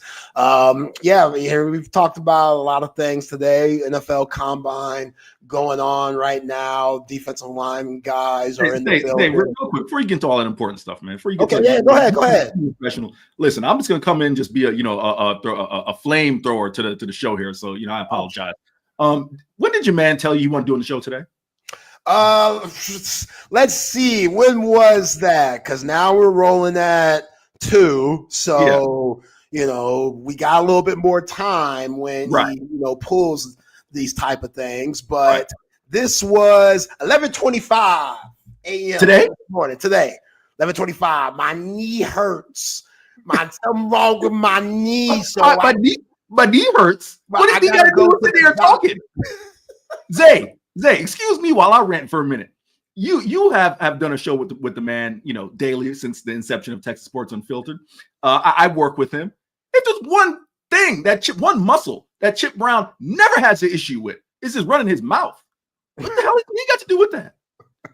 I mean, look, the man still plays competitive tennis on a regular basis. And he ain't trying to give that up. Me and BK talked about that a little bit. Like that's going to be a sad day. Like I feel like he's going to have to take time off when the doctor says you probably shouldn't be playing tennis anymore. Because there's one thing to run to stay in shape when you're just going north and south. But we know in tennis, you're going north, south, east, west. You got to do those quick stops and change direction. That's a lot. Them knees, they ain't what they used to be. Them knees in their 50s now. So he has to be careful. And again, him and Eleanor, when it comes to doubles and stuff, they're the champs at their country club and they're in the top 5 and all that stuff. So I know he doesn't want to break it to her because I'm sure that's a part of their bonding that they do as a couple, as a marriage couple. So I feel for him. I ain't going to lie. Even though we give him a hard time on these airways, I do feel for my guy. I hope the doctor's appointment went well. He had it at 2:30. I hope everything comes back positive where, he could get some ibuprofen, rub some dirt on it, get some ice, and he could get back out here. But I know he ain't missing that trip to Vegas tomorrow to see Texas baseball. Zay, we did a podcast together at 9:30 this morning. So I was surprised that he wasn't doing this show here today. But to your point, he ain't missing no time in Vegas, dog. I guarantee you. Hey, listen. You know how Jimmy Butler, he had an issue here, an issue there when he was in Miami. I bet you, he all the injuries done healed up now that he in Golden State, right? It's the same thing with your man, Chip. Right? So I just was curious. I didn't want to throw him under the bus. I just was curious if we worked together. He could have texted me at any point in time and said, "Yo, you want to fill in for me?" So I just was curious, my brother. That's all. See, I didn't know y'all did the show today. That's different. I didn't know y'all did the show today. So you didn't see him grimacing or grimacing, or you didn't. He was just locked in, huh? He was spry, locked in. He looked as healthy as he had been in a while, quite frankly. Interesting. But hey, like I said, I just wanted to ask a question, Zay. So now you can take the show whatever direction you want to take the show. But I just curious. That's all. I'm just instigating. And guess what? I won't be here tomorrow, so I ain't got to worry about what I instigate with. I won't be here tomorrow. Hey, you should be in Vegas, bro. If you having all these knee problems, you should have. Yo, Henry, I'm healthy. I'm healthy. I'm healthy. Walking the strip, baby. I'll be there. Oh man, that's funny as hell. But yeah, here we are. Let's get to some Texas football, man. Yeah. First, I was going to talk combine, but I want to hear your thoughts because there's been a lot of change, especially with this Texas coaching staff. Chad Scott taking over for Tashard Choice coming in from West Virginia. The legend Dwayne Akina coming in from Arizona, former cornerbacks coach at Texas during the golden age of DBU, and Mark Orphy coming in from Rutgers to help Dwayne Akina in that secondary room. Talk about these moves, the things that you've heard from all three of those guys that just took the jobs and your opinion on it. Yeah, I mean, listen, I'm going to go 10,000-foot view here first and not kind of get into each hire, right? So, one of the things that was really abnormal was that Texas had not been affected by coaching attrition despite the amount of success they had, right? Usually teams, think about it. You go back to the Alabamas, and I'm not necessarily comparing Texas's last few years to Alabama winning titles, but you understand what I'm saying. When you have success on the gridiron, usually teams are looking to poach your staff. That's usually how this thing works. Texas has kind of been real unprecedented in the sense that they've been able to keep all three coordinators, right? And I think there are different reasons for why they've been able to keep all three coordinators. One, Kyle Flood. I think he'll be in line for head coaching job at some point in time in the near future. But when you look at the way things ended with him at Rutgers, probably teams are going to be very diligent in terms of, wanting to take on Kyle Flood, but he'll eventually be a head coach again. Pete Kwiatkowski, right? PK, one of the few guys who's a coordinator of his level, who's openly said, I don't want to be a head coach. I don't have a desire to be a head coach. That's a throwback, Zay. That's the days of, I'll use a basketball analogy, Phil Jackson and like Tex Winter, right? When you had, your number one assistant right by you, right? Like that's a throwback. You usually don't have that in today's sports, right? So that's an anomaly. And then Jeff Banks, I'll come out and say this, I wasn't here for what went down at the start of his tenure, but just in terms of being as a coach, Jeff Banks would have been a head coach had, the whole situation not went down. I'm telling you right now, Zay, opportunities at UTEP, opportunities at Washington State, two teams, one being his alma mater, another program that he coached at. If not Washington State, he would have gotten an opportunity at UTEP before Scotty Walden. So why are we mad at, again, I want Jeff Banks to stay. Like, again, Bert Auburn had his moment. I ain't going to put that on Jeff Banks too much, but overall, Jeff Banks has done an amazing job, not just with what he's done with the tight ends and the special teams, but also with recruiting. But why are these coaches afraid, or why are these programs afraid that Jeff Banks has a fine-ass woman and also a monkey? What's wrong with that? Like, what? No, let's just be real about it, right? Washington State, I understand if you still consider yourself to be a quote-unquote power program, right? I understand that. And granted, they did have some success with some of the guys they had.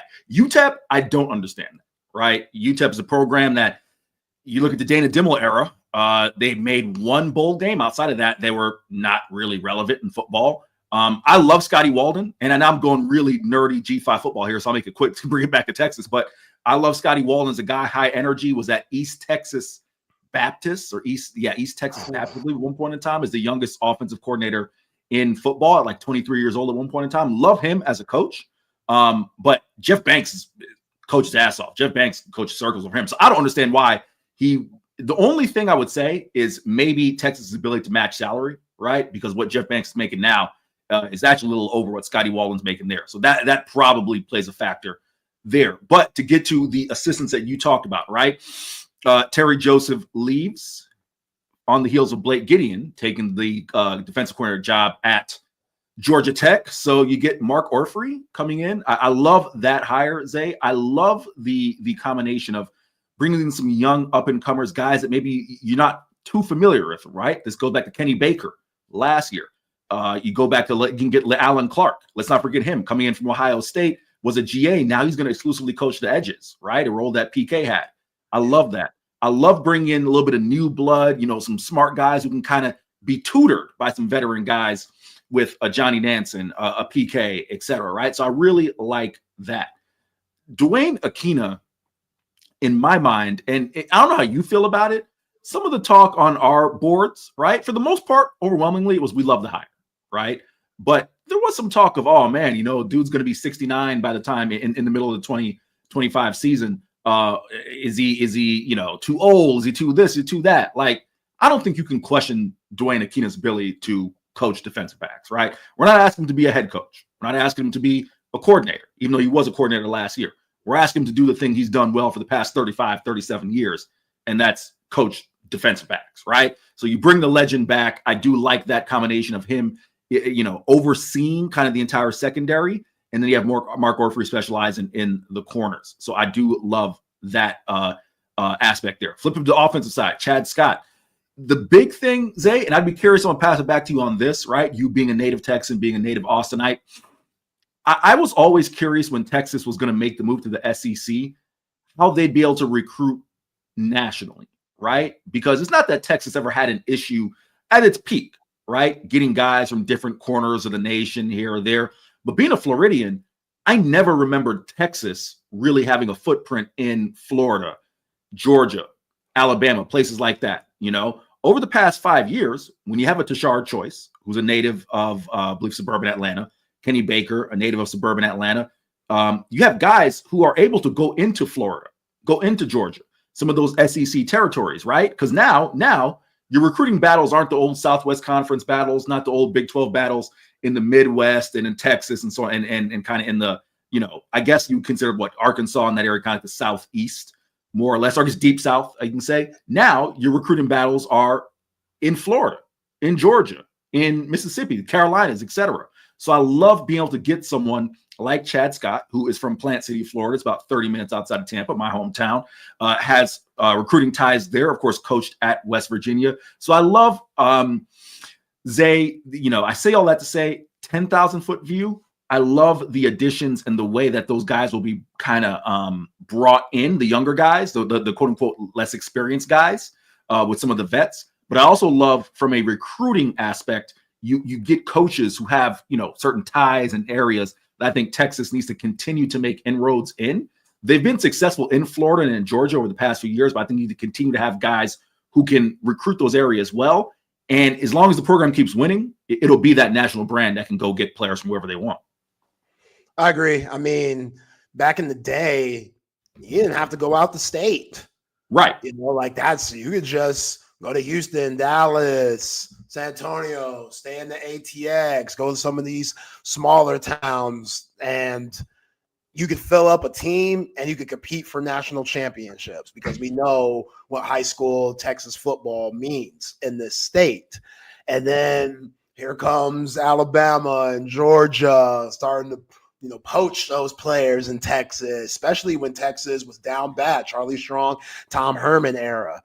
And now Steve Sarkisian has done a good job of getting guys that could go to Louisiana and Georgia and Florida and pick up top tier talent, because that's what you have to do. And Sark, we know his background on the West Coast, and they're getting guys from, Hawaii and just all over the map, because Texas is that type of brand. And now that they're in the SEC, you're playing the highest level of football that you could possibly play. Guys want to be a part of that. And Austin, Texas ain't too shabby either to, come make a living, especially with the networking that you do, even if you don't go to the National Football League. So that's been very important. And again, I think Sark and the rest of the staff has done a really good job of making that a point of emphasis of, okay, if we don't get everybody in Texas, even though we got to rule the state here, we could go off to these other states. Because as well as anyone, Henry, like South Florida, them dudes, man, some special guys coming out of South Florida. So if you're able to go down there and have a say, and you're able to go to, Atlanta, and you go to New Orleans, et cetera, and get all these big time players to come to the ATX, go ahead and do it, because it'll be worth it in the long run. So I've been very impressed with this coaching staff, even though guys like Tashard Choice and Blake Gideon and Terry Joseph are moving on, which it still scares me, because just change, no matter what, terrifies you a little bit, even though you're very confident in the moves with the change that are going to happen. Like the Dwayne Akina thing, like I think it's a great hire, but the back of my mind, just like those people who are in the Horns 24/7 message board, he is old. He is. Like, you would think this is his last stop coming back to Austin, but I think his love for the university, being here before, like Dwayne Akina's kids, they grew up in the same area that I grew up in, that Southwest Austin. His kids went to Bowie and stuff like that. Like, I remember his daughter, she was a grade above me. She was fine too. Like, let's keep that a bug. Like, that was Dwayne Akina. She was way out of my league. I didn't talk to her, but yeah, Dwayne Akina. Everybody knew the Akinas for every possible which way. So I think he has a certain pride coming back to Austin and helping this Texas team get over the mountaintop. And look, we were saying about Blake Gideon and Terry Joseph before this season started, they were on the hot seat. I said it on these airwaves, like what we saw in 2023, that wasn't it. Like Jaron Thompson, he meant well, but seeing him in Auburn, whatever. Keaton Crawford meant well, but see him in Nevada, whatever. I can say the same thing with Terrence Brooks. Like, those guys, they have a lot of talent, and Jared Thompson had a lot of good games. Keaton Crawford had block kicks going back to the OU game and stuff, but it just how inconsistent they were and how good everyone else was. The secondary needed help. So that was a lot on Blake Gideon and a lot on Terry Joseph. And those guys, they came through this past season. Andrew Makuba, dog. John A. Barron, Thorpe Award winner. Mookie Taft, All-American. So now that those guys are gone, all right, can Mark Orphy and Dwayne Akina pick back up where they left off? I'm confident that they can, but they're going to have to prove it. Listen, here's the thing, and I'm going to kind of work in reverse here. So real quick, I'll piggyback off something you mentioned a second ago. The one area that I would like to see Texas have a presence, whether that's a position coach or someone on staff, is having a guy in South Florida. Because to your point that you were talking about, Zay, I'm not expecting Texas to go in and go get 10 players from Florida and 10 players from Georgia and 10 from Cali, right? That's never going to be Texas's roster. Texas's roster is going to be 70, 75% Texans, if not 80%, right? As it should be. But let's think about this for a second. If Texas can go into South Florida, can go into Broward County, Fort Lauderdale, go into Dade County, Miami, and get a Jeremiah Smith type, just one. I'm not saying you need 5 guys. If my ideal recruiting class for Texas, if I can sign, let's just call it 30, right? Because the scholarship limit is what it is coming up in a second, or I should say lack of limits. If I can sign 30 and I can get 22 from Texas and, pick me off a 5-star recruit, a 5-star wideout from South Florida, and pick me off a 5-star defensive tackle from Georgia like Justice Terry, right? That would be my preference. So just saying that's the one area of the staff I would like to see them have a bit more of a presence, but they are doing well in Florida, again, getting Jamie French and CJ Baxter and others, right? But again, you get you some of that South Florida speed. You know about it, Zay. Then we'll probably have a different conversation about this roster and national title expectations. So there's that. The other point you were talking about in terms of, the kind of feeling uneasy, and I think that's natural, and Dwayne Akina coming in and where things are going. But you look at this secondary, man, the talent is there. It was never a lack of recruiting. Xavier Filsaime coming in. You got Jonah Williams coming in, right? He's going to be a stud. Kobe Black. You got plenty of guys. So that's the thing that I think should give Texas fans the most comfort is it's almost, I don't want to say it's fail-proof, right? But if you're getting 4- and 5-star dudes, right, you should be able to develop, let's just call it 50% of those guys into some semblance of their potential. And that, to me, is where I think Mark Orfrey is going to be fine. Because, listen, Johnny Nansen is here on staff, right? You have a veteran there. Akina, of course, a veteran. PK oversees this whole thing. That's not going to change, right? They're going to put these guys, especially Nansen and PK, in terms of defensive coordinator duo, they're going to put these guys in positions to have success. It's just going to be those position coaches just doing their job. And I have no reason to believe they won't. Yeah, absolutely. Absolutely. Jack, I wasn't macking on coaches' daughters. They were just around. That's all. I wasn't one of them ones. I was respectful.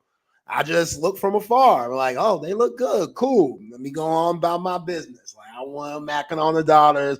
Don't try to put that on me. I was very respectful, coach.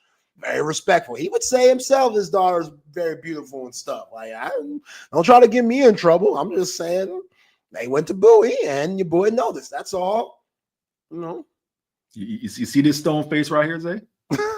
You ain't gonna get your boy caught up with no damn Dwayne Akina. Your boy up here, I ain't even from here, dog. Like Zay, I got a homeboy, one of my best homeboys from college, bro. He was from Minneapolis, my brother from St. Paul, Minnesota. Took his behind to Florida to go to HBCU. And anytime we go out and, you know, he might break a social norm or holler at someone who's like, you know, who might have someone's girl who he didn't know, his line was, I ain't from here, dog. That's my line. I'm not from here. You ain't about to get me caught up with no Mr. Dwayne Akina. I ain't from here, dog. Okay. I feel you. I feel you. I ain't trying to get you caught up here, Henry. Appreciate you jumping on, though. Appreciate you jumping on the show, holding it down for our guy, Chip Brown. All right. Got to get into this Texas basketball team. We absolutely have. Because tonight, I don't know what to expect. At this point, I don't know what Texas team am I going to get. Am I going to get the team that beat Texas A&M and Missouri and Kentucky? Or am I going to get the team that loses to South Carolina and loses to Arkansas the first time? Like, I really don't know. I'm trying to be optimistic. I'm trying to be positive. But damn, Henry, they make it hard for you. Like, this past Saturday, that was one of the more rough experiences I've ever had watching Texas basketball. Like, I don't know what – it was embarrassing. Like I said on Twitter, it was pretty disgraceful because where they are, they're 16-11 right now. The magic number for the committee putting you in the tournament is 20 wins usually. Or if you're around 18 or 19, it depends on the wins that you have and the losses that you have. Net rankings, quad 1, 2, and 3, all that stuff gets put in the mix. I don't think they use KenPom as much anymore, but KenPom is still a thing. Both teams are 16-11. We saw what happened the first time when the Razorbacks were here February 5th. They had the Horns up by 22 points at one time. Arkansas ended up winning 78-70.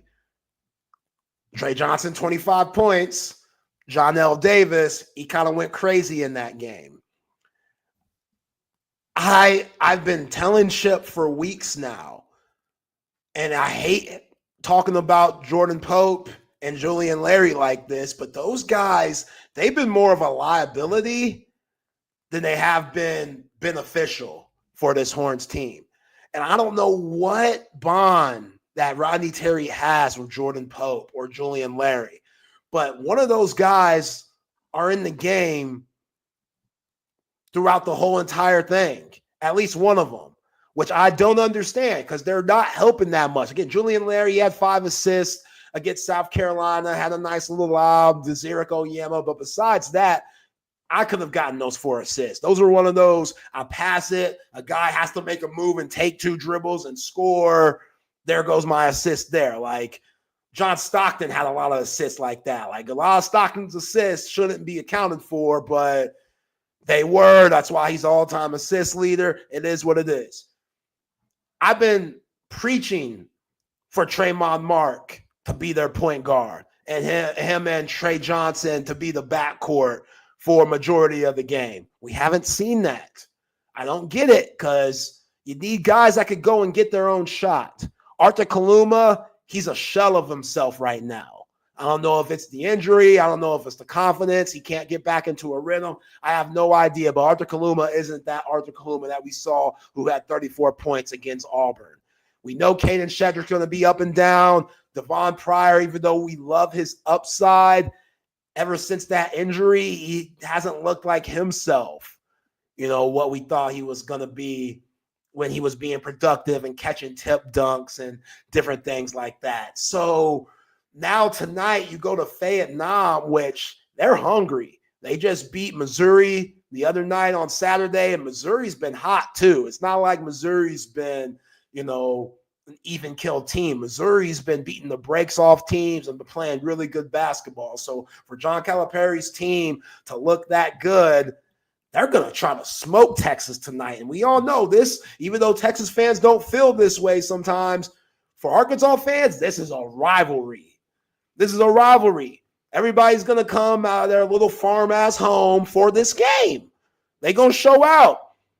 Bud Walton Arena is going to be popping tonight. So knowing that Arkansas is also fighting for a tournament spot, knowing that this is a big-time rival game for them, and they can't stand Texas, and Texas is playing horrible basketball right now, you're walking into a landmine. And I don't know what we're going to see tonight, but I don't feel good about it. I'm trying to be optimistic. Like I said, that turned into me thinking just as negative as you could possibly think by the end of this rant here. But E. Henry, we haven't seen good basketball lately. They've lost 4 out of the last 5. RT's seat couldn't be hotter. How can they win tonight? Zay, when BK hit me up, I knew I wanted to take 15 minutes and talk Texas basketball with you, Texas men specifically. There's a lot of things I want to cover with you. I'm going to answer, I'm the guest here, so I'm going to answer your question first before I redirect it and kind of pick your brain on a myriad of topics. How can they answer and get a win tonight? Hell if I know. And the reason I say it that way is because you opened that rant by saying that the South Carolina game was tough for you to watch, embarrassing for you to watch, all those things. What was, as someone who covers this team objectively, right, and don't have a rooting interest for one another, what was maddening, Zay, was we predicted this game they would lose. We were in the press box. I'm not going to out who, because that was an off-the-record conversation. But me and some other Texas reporters, we said, watch them lose to South Carolina. Watch. And that's the thing that's maddening, right? Is you're at the place and time with this team in which they can't put together any consistency, right? They haven't shown it this year. They haven't shown it really the past 2 years. And it's just, as a fan, Zay, that would have to be maddening that you can literally say, yeah, this team showed up and won against Kentucky, and watch them lay an egg. And what did they do? They laid an egg, right? That to me, when I saw it happening, when Colin Murray-Boyles went on his 10-0 run in the first half, I said, they're going to lose this game. You knew it even before even getting to the second half in crunch time that they're going to lose this game. That was challenging. It is challenging as challenging as it is for you as a fan, it's challenging for me to cover, because it's like, if I can see this, you felt like the staff had to know, like, this is what we're walking into. So there's that step. You talk about going to Arkansas tonight, right? Bud Walton Arena, you mentioned, it's the second largest arena in the SEC. That place is going to be rocking. You talked about Arkansas fans. They live for this, no doubt about that. First off, when Arkansas came to Moody Center, they were calling the Hogs, right? That you can't have, right? You can't have, calling the Hogs. When LSU women came in, the LSU fans were being loud and rowdy, et cetera, right? Like, you can't have that. But they're going to be fighting for this one at Bud Walton Arena. And the big thing, now I'll kind of touch into, some of the things you talk about. I mean, they're going to need another great performance from Trey Johnson, but can they get some damn balanced scoring? How many times have I covered this team and looked up and Trey's the only guy in double figures, and you look up and it's like, man, are they going to get a second guy, a consistent second scorer? That's been an issue for this team all year. Nelly Davis is a guy who was getting paid a lot of money, Zay. I don't know how closely you followed his NIL situation, but depending on who you ask, Nelly Davis is damn near making half of Texas's NIL budget this year. And he was, I guess from what the folks in Arkansas said, he was struggling with some injuries and kind of his role, but he broke out, 24, 25 points in the win at Moody Center 3 weeks ago. So you got to account for him. DJ Wagner is there Luckily, the kid, Boogie Fland, I was forgetting his name for a second. Boogie Fland is out for the rest of the year. So, they're going to be down 2 guards. We'll see if Texas can show up. But the fact of the matter is, you talk about that magic number, right? Usually being around 20 wins. I think a lot of the SEC coaches have been campaigning for their league. Every time we go on Moody Center in postgame, Bruce Pearl, Nate Oates, John Calipari, the list goes on. They all are talking about the strength of the SEC and how much harder it is to play in the SEC than even playing in March Madness, right? So I could see an 18-win Texas team, a 19, well, what are they at now? 16. So, yeah, 18 or 19-win Texas team making the NCAA tournament. I don't think they're going to win all 4 of these games. I think they need to win 3 to securely feel confident about their ability to make the tournament. I think if they win 2, they're very squarely on that bubble. But if they can get to 8 and 10 in conference play, I think that gets them in. But here is kind of the conversation I want to have with you, right? Because this is where I've landed on this year's Texas team. And you let me know if it's fair or foul, because you're a basketball guy, basketball family. I respect your basketball knowledge and opinion. I want your unfiltered thoughts. No pun intended, being on Texas Sports Unfiltered. The transfers they brought in, right? You talk about Julian Larry and Jordan Pope playing a lot. In my mind, it's like, who else are they going to play? Kendall Weaver is out. They don't really have anybody. I know you said you moved Tremont Mark on ball and put him at the point, right? But then you got to play one of those other guys in the lineup somehow, because they just don't have guys. But my position has been this, Zay. I think this is a poorly constructed roster. And that falls on Rodney Terry, Chris Ogden, and then by proxy, the rest of the staff. When you have guys, Jordan Pope has been a volume scorer his entire career at Oregon State, right? He was the number 1 option. Tremont Mark was the number 1 option at Arkansas last year. Those guys are in different roles, and the role changes from night to night, because one night we may need you to go out there and be that dog and go score 20, like Jordan Pope scored 20-something against Oklahoma in their first meeting. The next night, okay, we may need you to only get 6-7 shots, but bust your ass on defense. And I feel like you have to know if the guys he brought in are equipped to do that, right? Because if they just aren't, what are we talking about? Mark hasn't been healthy all year. We know that. The ankle, the groin, etc. Even looking at Julian Larry and Jason Kent.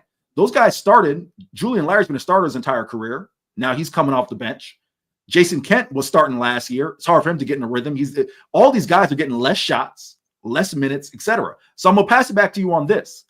While, yes, some of these guys aren't faring well in these roles, these transfers, how much of that is just, yeah, you got talented guys, but don't you have to be able to project, can these guys fit in the role we're asking them to fit in? Because that, to me, seems to be the issue. No, great point. And the issue was, why didn't you play Jamie Vincent and Nick Cody Moore so they could be more prepared for the SEC? Like, why don't you have any confidence in those guys? Because we just see the Horns get beat up a lot. Like, South Carolina went to the line 45 times. Not 45 times. They shot 45 attempts from the free throw line. Made 37. That was the ball game right there. Say it all the time. You'll probably get tired of me saying it. When a team makes more free throws than you shoot, probably not going to win that game. But that's just a fact in college basketball. They're small. Like you said, you're right. They didn't construct this team right, but also you got to throw the kitchen sink if you're Rodney Terry. You have nothing to lose. You got to mix and match different lineups and rotations so you could see what you have. But if you don't trust guys, if you're not even giving guys an opportunity to prove you wrong and just sticking with the same old, and again, we are in the era of NIL.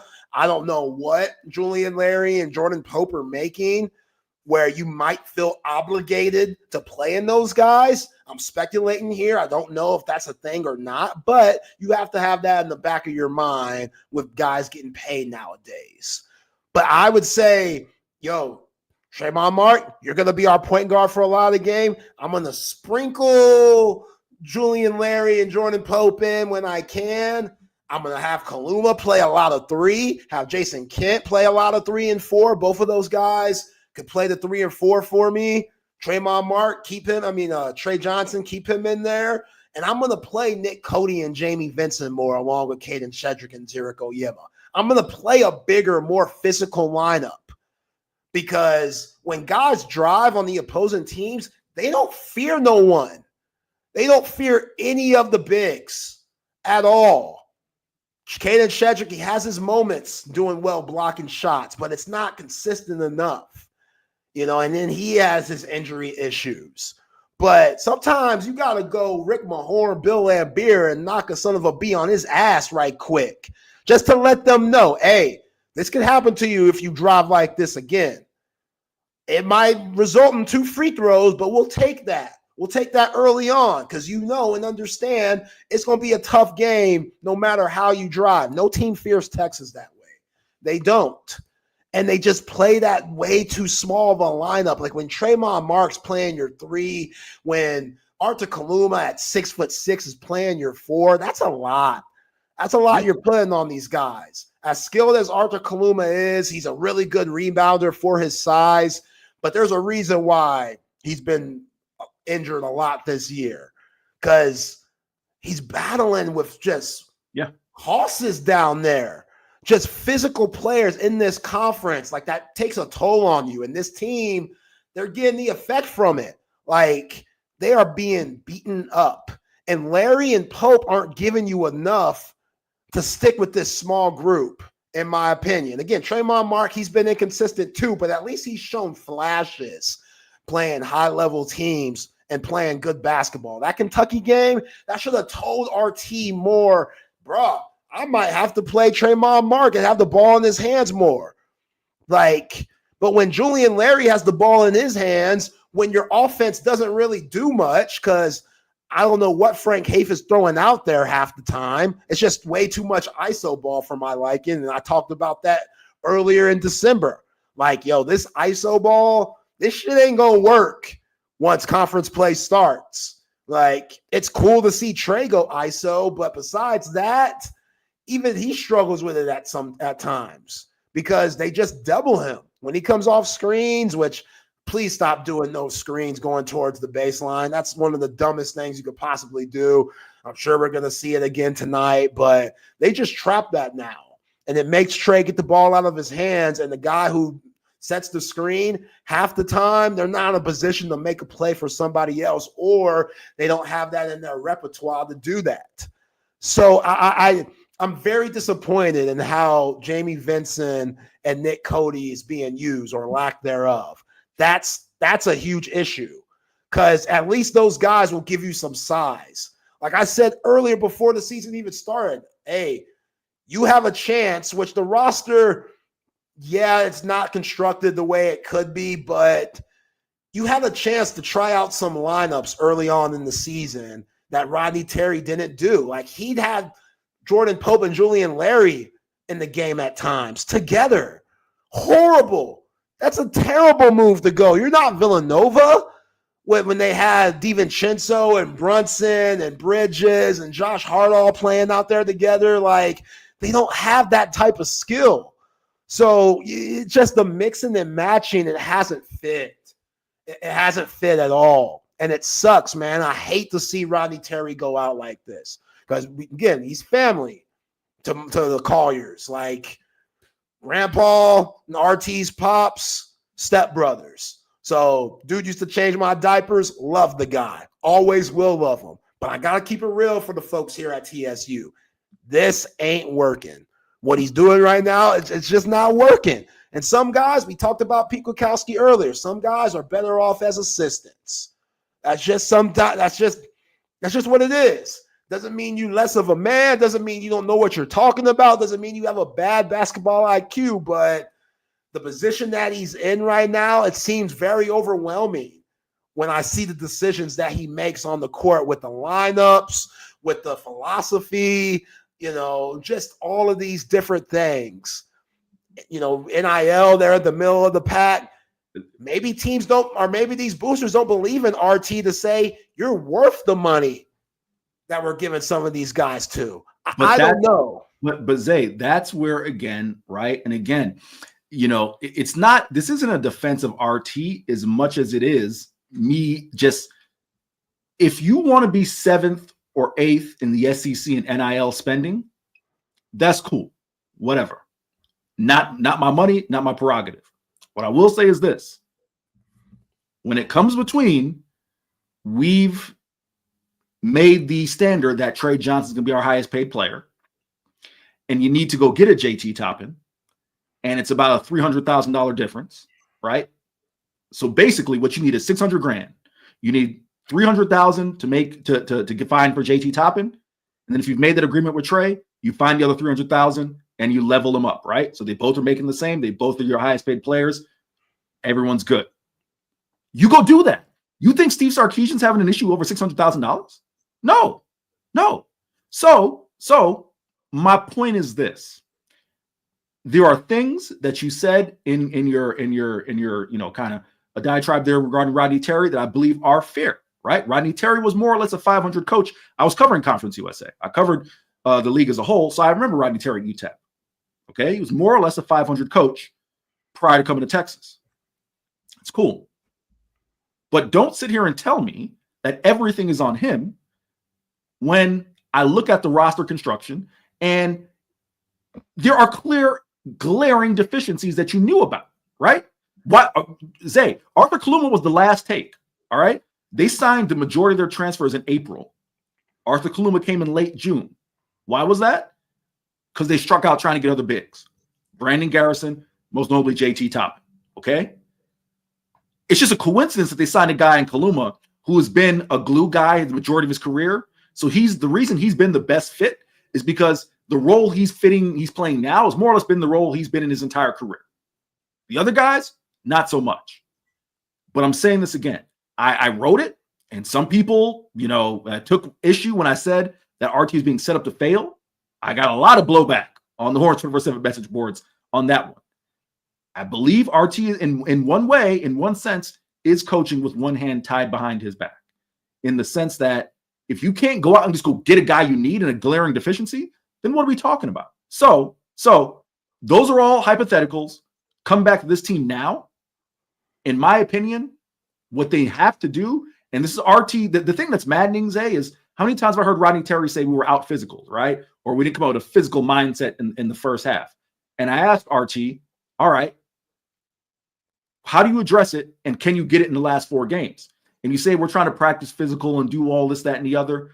I just would like to see some sort of adjustment there, right? Because through 28 games, and RT may just be telling us, the media, one thing, right? Just because that's what Rodney Terry does. But through 28 games, he ain't gonna become no different team. Yeah. You're not. So I would like to see some sort of shift in the way this team tries to operate in order to find wins down the stretch. That would be from a 10,000-foot view as someone who covers this team. You can't keep throwing the same thing out there and trying to see if it sticks, because you know what you are through 28 games. Yeah, I really think he dropped the ball by not playing Nick Cody and Jamie Vincent earlier to get those guys acclimated and used to the speed of the college game. Like, you just got two, one 6'9", the other almost 7 foot, and Vincent just sitting on the side doing nothing. Like, you should be able to play Zirek Oyema and Caden Shedrick at times. Not all the time, but for a 4-minute spurt, you talk about physicality. All right, put those two in the game at the same time. Put Kaluma at your 3, Trey and Mark at your backcourt. You're that much bigger, just like that. That much more physical, just like that. Like, they don't have the same skill level that a Jordan Pope does or a Julian Larry, those bigs that I mentioned, but I don't know. I really don't. It's very frustrating why those guys never got a chance, because what do you have to lose? Like, Zay, can I ask you a question? Can I ask you a general question as a diehard Texas fan, basketball fan? What are your expectations for this program yearly? Because I've said, and I'll make it quick, so I want to give you time to answer. When people come on the board and say Texas should be competing for national titles, I said, since when? When the hell has that been the standard for Texas men's basketball? You tell me. I know it's a team that's made 3 Elite Eights, right? I'm just curious. When in 2025, what are Zay Collier's yearly expectations for Texas men's basketball, where he expects them to be year in, year out? I agree with that. I really do. It might be crazy, but I agree with that. Once Scott Drew won it all at freaking Baylor and mother freaking Waco, that told me everything. It could be done. Okay. It could be done because that's Baylor, bruh. Weak ass Baylor. We got all the allegations in the world. David Koresh got Colts out there and stuff. Like, yo, and they're winning national championships in basketball, and you can't do it in the ATX with all the resources that you have?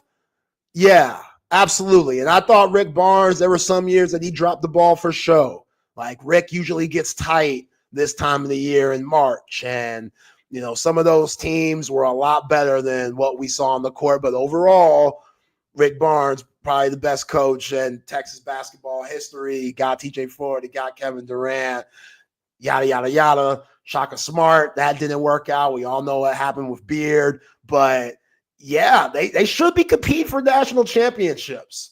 They really should. Now you got the mood. Like, I don't understand why they're not. It's frustrating. Then you see Buzz Williams having success with A&M. They're going to be a tough out when the madness comes around. You see Tech, Chris Beard getting freaking Texas Tech to the championship game. All of these schools in your state putting on, representing basketball. Football schools too. It can't be the football school thing because, again, look at Auburn and Alabama. For real? Auburn, if they don't win the national championship this year, it's going to be a disgrace for them. Football school. So the fact that Texas, who has a lot of NBA players, the fact that Texas could just never get over the hump, that's discouraging. Like, they should be playing for national championships every year or having teams that are worth a damn, and to have teams that are going to NITs and not making the tournament, like, no, that ain't it. That ain't it. So I get what you're saying, E. Henry, because, again, the history, it should be better. It should be better. But, yeah, if Scott Drew's out here doing all that stuff, absolutely. Like, Texas, they could be doing it too. It just hasn't worked out that way, unfortunately. But B. Henry, I appreciate you, man. Got to get to the right call. I got something I got to throw at you that I think you're going to find very fascinating. But before that, though, we got to get to these terrific sponsors like McCall Custom Homes. If you're thinking about renovating your home, trust the experts that have been doing it in the Austin area for over 40 years, the father and son duo. Hey, that's a real father and son duo, not that father and son duo that you got down in Mississippi where the pops is out here with that ain't no McCall Custom Homes. That's a role model father and son duo. You trust those guys, and they're Austin Knights. When it comes to renovating your home, trust those experts. And if you want to check out their work, check them out at Facebook, Instagram, at McCall Custom Homes. Give our boy Mike a call at 512-633-9580. That's 512-633-9580. Email our boy Mike at mcCallCustomHomes.com and hit up their brand new website, McCallCustomHomesATX.com. It's McCall Custom Homes. We build value into your home. And Covert Bee Cave, Covert Automotive Dealership, they've been doing it in the greater Austin area for over 100 years. Listen to the folks at Covert Bee Cave tell you about it. It's a family atmosphere. It's not just when you stop in, you buy your car. From communication to expertise to professionalism, it's exactly what I expected from the Covert family. So they make it so easy for me. That car that I wanted, they found it. And I didn't know if I can afford it, but they make it possible. You'll see that they really will move mountains. They're going to do what they need to do to get you what you want and make sure you're happy with it. Come and experience it for yourself. Covert, born and raised in Austin. Shout out to Hayden and Dan. They hooked my wife and I up with our lovely Buick Encore, and you could be like us too. Get the Covert Bee Cave. Nobody beats a Covert deal. Not now, not ever. And if you're looking for a full service wholesale, retail, plant, nursery, and landscape supplier, Leaf Landscape Supply are your guys. Pond Springs is one location. Down south off 290 in Monterey Oaks is the other location. Check them both out.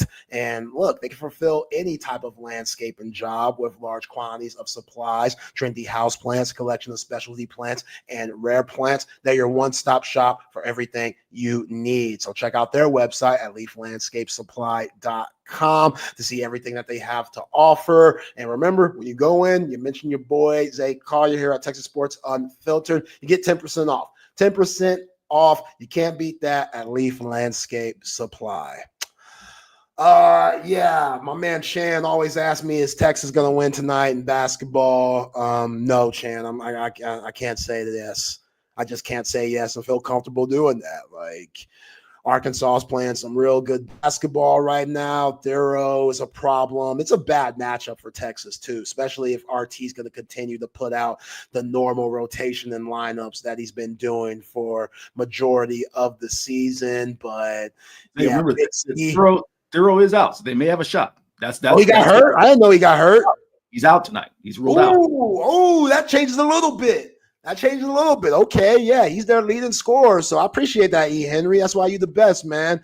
But yeah, that gives the Horns a little bit more of a chance because that dude, 6'8", like 230, 15 points a game, he's a problem. I don't think he knows how good he could be. Like, he's one of those guys that you see at the end of the bench in the NBA, and then he'll get some clock, and all of a sudden he ends up having a 10-year career. So, okay. All right. So the Horns have a chance, Chan. The Horns have a chance. You know, no Thero out tonight. I don't think DJ Wagner is very good. I think he's very overrated. Can't let John L. Davis get going. And you got to go through the chest of Big Z. I don't know how to say his last name. Ivicic. Yeah, you got to go through his chest, man. He 7'2", $150. Like, that ain't nothing. Go through his chest, be strong with it, and yeah, we'll see. 8:00 ESPN2. But E. Henry for the right call today. So the University of New Orleans, they have sat who Texas played earlier this year. That was when Jordan Pope had his best game, that 41-pointer. But they're going through a suspension because of gambling issues with their players. Oh. And they've suspended 4 guys for the last 8 games or so since January 27th. And they're awful. They're one of the worst teams in the nation. But yeah, they got guys that might be doing a little slimy shit when it comes to gambling. You know what I'm saying? That's a no good thing. We know how gambling has become so popular in sports right now. Oh boy, Hunter Deckers, he got caught up over there with Iowa State.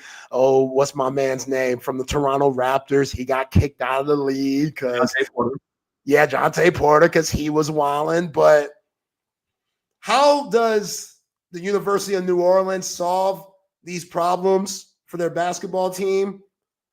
You hire one of the most legendary rappers and businessmen in the hip-hop game of all time, Master P. They hired Master P, E. Henry, to be in charge of basketball operations at the University of New Orleans. Make them say, nah. The same guy that basically screwed my man Ricky Williams over when he tried to be his agent and gave Ricky one of the worst deals you could possibly have for a rookie during his New Orleans tenure. Thank goodness my man Ricky had the chronic to help ease his pain that Master P put on him. But if you're going through gambling allegations and you hire Master P, I don't know if this is the move. Again, love Master P. Like, No Limit Records, they're a big part of my life. Like C Murder, Silk the Shaka. I don't know if we could talk about Mystical because, Mystical, he got canceled and stuff. But yeah, probably not. But still, I put that up to No Limit. Like, even Mystical's, even the heat that he put out, we'll give that to No Limit. The Snoop Dogg No Limit era is underrated. But Master P taking over right here, I don't know if this is the right move with all the trouble that they got at the University of New Orleans. I don't know. This is a weird move here. I couldn't help laughing. He said, I don't know. Of course it's not the right move. Ain't no damn I don't know. This ain't it. They might as well put NBA Dumbo in control. Don't be disrespectful. Come on in here. Don't be disrespectful. Master P, NBA young boy. Come on. all NBA dumb boy do is get in trouble. And listen, I love NBA dumb boy. All right, but there's a reason I'm calling him NBA dumb boy, because he is in fact NBA dumb boy. That aside, what? Make him say, which by the way, I'm sure our guy CB Chris Bennett is listening. CB schooled me. He said apparently Ricky asked for that deal. That's where any good agent is supposed to say no. But nevertheless, no, this is not going to help things. First off, Zay, you and I are roughly the same age. You know what I'm saying? We come from a very similar background, similar interests. I'm supposed to have the man who produced the man who was doing those ICDC college commercials. Remember those ICDC college? Not Romeo. Remember when your man said ICDC college? Like, no. The only people who may get that reference is me and Zay. But if you get it, you are laughing your ass off right now, dog. Oh man, yeah, Lil Romeo's a legend too. I think he got put in the shadow because Bow Wow was popping then. Lil Romeo could have been bigger, but it was Bow Wow's world. Romeo was just living in it. But yeah, man, I hope it works out. I hope it works out for the University of New Orleans because they clearly got issues going on. I believe in Master P. Again, he's one of the biggest businessmen of all time. So, E. Henry, I appreciate you, brother, jumping on, filling in for Chip. BK, I appreciate you jumping on the first hour. Let's bring in my guys, Matt and Patrick. Fellas, what's happening? Man, I could not remember that ICDC commercial. That is hilarious. That is oh man, with Romeo count that. But I mean, look, if you want somebody who is going to get you 8 to 12 kids with parents who are telling them where to go, there's somebody who's going to do it. There's somebody who's going to make their kid go play for Master P. They're not going to be very good at basketball, but they're going to go there. The athletic director in the presser for Master P being introduced as being the head of the basketball department, whatever the hell he is, he called him coach for some reason. Coach P. Like, I don't know. Master P sounds really, really bad when you're talking in a sense of college athletics. You're trying to get away from that image. So you want to say Coach P right now. By the way, have you ever seen Master P's Cribs, MTV Cribs? I kind of remember it, but not really. I'm sure it's on YouTube. Go back and watch it. It's spectacular.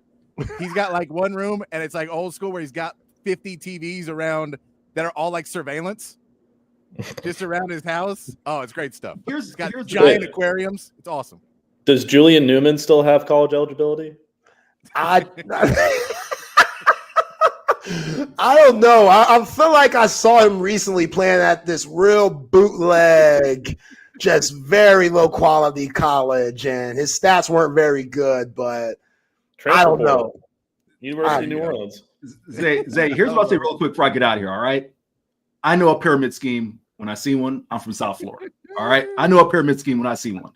If at some point in time, the University of New Orleans and I are racketeers, I can't remember what the hell they are, and I covered their game this year when they came to Texas. If at some point in time they are coming out to nothing but No Limit music, and there was a class at the University of New Orleans called The History of No Limit Records, I will know a pyramid scheme when I see one, okay? And I think that could be what we're in for with the University of New Orleans in this agreement. Oh, man. Well, it's going to be great. It's really going to be great for people that are like 35 to 45. Everyone else is going to be terrible for. But for people like 35 to 45 who remember Master P like that, it'll be great. Yeah. I can't wait. Free C Murder. That's what I'm going to leave on. Free C Murder. I appreciate y'all. Thank you. Killing it again, man. Appreciate y'all. We'll move on and get on over to Open Gym. Oh, we kicked everybody out. There we go. Thank you, Zay. There we go. We get everybody in here, and we'll get ready for some Open Gym here on Texas Sports Unfiltered. We hope you join the conversation with us on the chat, in the text line, wherever you can, with myself, Patrick Davis, and my man Matt Galatzan from Texas Longhorns on SI, talking Texas football. The combine is in effect. Texas basketball, big game tonight. A whole lot more going on, and we'll get into all of that. But Matt, how are you doing today? Are you ready for your big root canal coming up? Are you getting amped up to have your mouth operated on? Tonsillectomy. That's right. Tonsillectomy. I got you. I'm going to be out for a few days probably, so apologies in advance. But I got my my little backdrop for the show up here. Finally, Yeah. I got some Sports Illustrated covers. Got Earl on this. I'm so confused. Got Earl on this side. I got Vince right here. Ole Miss Tiger. So it's popping. There you go. Yeah, you're not used to being a weatherman. No, it's so. Yeah, it's never fun to do. I was never very good at it. Remember we had the Zoom backdrops, and then you could green screen yourself, and you have the Zoom, and you try and do that, but you'd always go backwards and ruin the bit. It was fun times, but But thank you to Kathy Galatzan, my mother, for helping me get all this worked out. She did. There you go. You have to get a shout out. I had to do this by myself. My mom's not driving down. My mom lives in North Austin. She's not coming all the way to South Austin to decorate my room. I got to do 40 years old. Got to do that myself now. But we'll get set up. I love my mom. She's great. Help me out with everything else. Don't want to talk bad. So let's get started though. I do want to start off with something that I really enjoy, which is the NFL Players Association report card. It came out today. I enjoy these a lot. I would love to see this in college, like just by conference. If you got like the SEC to do it, or if you got the Big Ten, and I know they don't want to because then your other people would use it against you if some school had something bad, but I would love to see it so much, to just see the players and see what they think. So if you did have all A pluses across and everybody would know it's rigged, especially if that was like A&M and it's all A pluses, like, guys, come on. Guys, we know what you're doing. But I love seeing it. So the NFL Players Association, if you don't know what that is, basically the Players Association goes to the players. They're trying to get them a better voice. So people, basically they complain about some of the things in their locker rooms or the travel or whatever is happening, but it gets kind of thrown on deaf ears because the only people who are complaining are the owners. And if you go to the media, it sounds like you're complaining outwardly, and you don't really want to do that. So the Players Association does this to help keep a level of anonymity, but to help the players fight for better conditions for some things by showing them you're behind 25 other teams. So it's not that they're saying it's bad, but 25 other teams are doing better at this. So if you want to be a competitive team and get free agents, you should improve on these things. They said this year 77% of the players voted, and that's 1,695 players voting in this. And the first off the bat thing you see is the Arizona Cardinals once again coming in, trailing it up. This team has consistently had terrible reviews in the Players Association card. They have a D+ in treatment of families, D- in the food dining area, F- in the locker room, D- in the training room, F in the weight room. You get a C+ for strength coaches, and ownership a D-. A lot of D's and C's in this. Not great for the Arizona Cardinals. This is another one of those weird ones where I guess because the ownership just doesn't really care, but this feels like a problem that this is why it's going to be hard for you to ever get free agents. You're already in Arizona, which is not the most sought after position, most sought after location. And then you throw in the fact that you're apparently not treating your players well or spending the money to get the facilities up. I hate to see this is all what it feels like if you're an Arizona Cardinals fan. You see this every year because some of these ones we'll talk about improve and they fix the things that were problems in years past, and it becomes a position that you go, okay, I appreciate your input. It feels like Arizona does not care about the input. No, definitely not. I would not want to live in Arizona unless I'm living in Scottsdale, I guess. I don't know. I've never been. Yeah. I heard it can be fun. This is kind of indicative of a franchise that's not going to go anywhere anytime soon. Kyler Murray probably can't wait to get out. I don't know who else they have in that rock. AJ Green, or not AJ Green. Marvin Harrison Jr. is probably kicking himself for signing that contract. I wonder why it took him so long to sign it. Now I can probably tell. But man, big guys love to eat. And if you're getting a D- in the food, that's a big problem. Oh, yeah. And this is, I know that one of the things that came out last year, I didn't see if it was in this year, was they basically charge for everything. That's all the food. Wild. Yeah, at an NFL franchise, they were like, you're getting your second cup of coffee. That's another like $3. We'll take it out. That is charging wild for everything. And when you're nickel and diming your own team, instead of saying, well, we're, running $1 billion operation and you guys are going out there and doing this. We've already said that you're one of the select few we're picking to be here and pay millions of dollars. I'm not going to nickel and dime you back. I'll just take that into the cost of it. And it doesn't feel like Arizona gets that concept at all. But I know that was an issue before. I think they got an F before, so they moved it up. So maybe they lowered their prices. I don't know. But they have definitely not had a good one. And then you look on the flip of it, that the Miami Dolphins are the best ranked team. Straight A's for the Miami Dolphins. No B's. Basically, Miami Dolphins players loving it, this is an owner that has been controversial at points. He got suspended, so he couldn't go to games or activities for a while because he was trying to go behind the back of the NFL to get Tom Brady to retire and give him a deal that would have given him partial ownership to come to Miami and be a quarterback and be the Jackie Moon of the NFL. He was trying to get that deal done.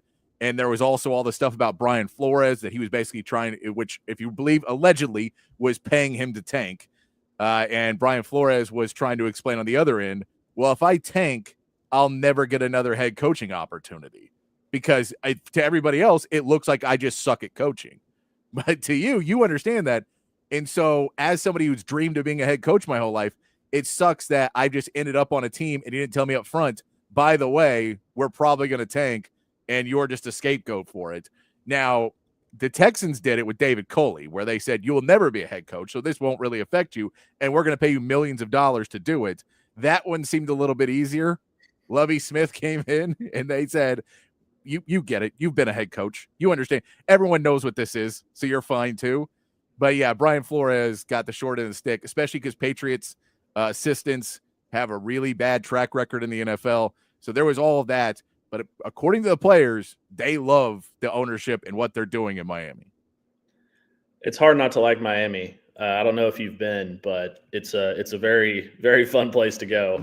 So, having that, in conjunction with the, best facilities, best food, best everything else, I would be shocked if they didn't get some big time free agents or, figure out a way to work their cap to make that work. I bet Raheem Mostert is devastated that he's not being brought back because that seemed like a good spot for him. But yeah, it is what it is. I'm curious where the Cowboys land on this list. Or do you have that? So I want to get to the Cowboys and the Texans here in a little bit. I just want to go over the notes first, and then we'll get to where we can go talk about the Cowboys and the Texans and their individual grades across.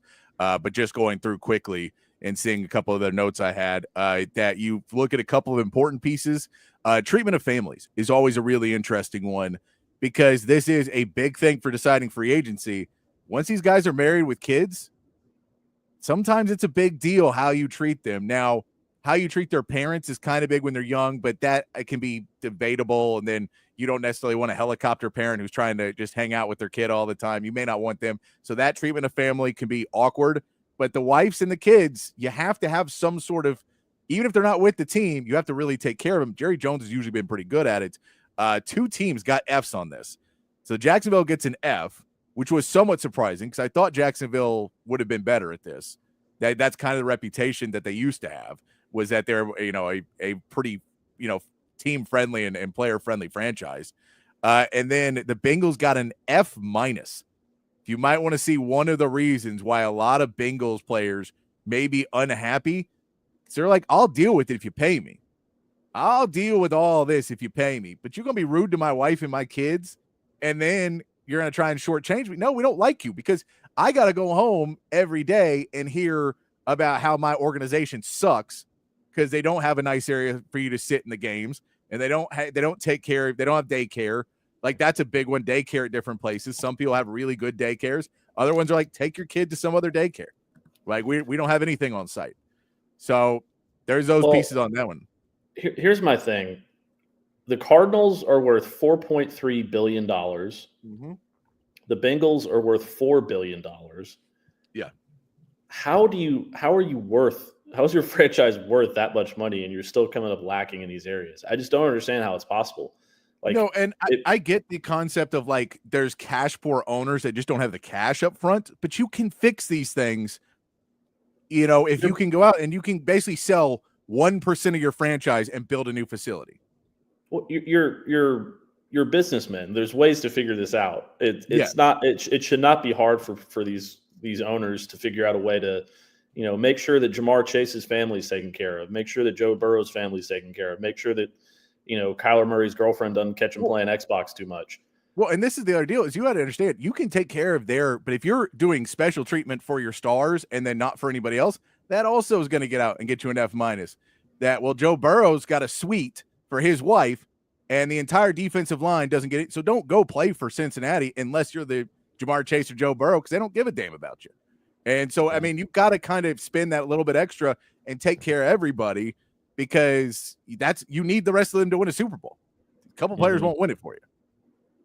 Yeah, no, I totally agree. It's totally unacceptable for the richest. I mean, the NFL is the richest league in American sports, if I'm not mistaken. If it's not, then I'm shocked. Yeah, American sports, yeah. But the fact that you can be in this league and have these sort of issues going on is just wild to me. I don't get it. In the WNBA or some other smaller leagues that are struggling, I would understand that. But this is ridiculous. I mean, these guys are putting their bodies on the line for you every week, and every NFL franchise should be A+ across the board. Every single one. It's unacceptable.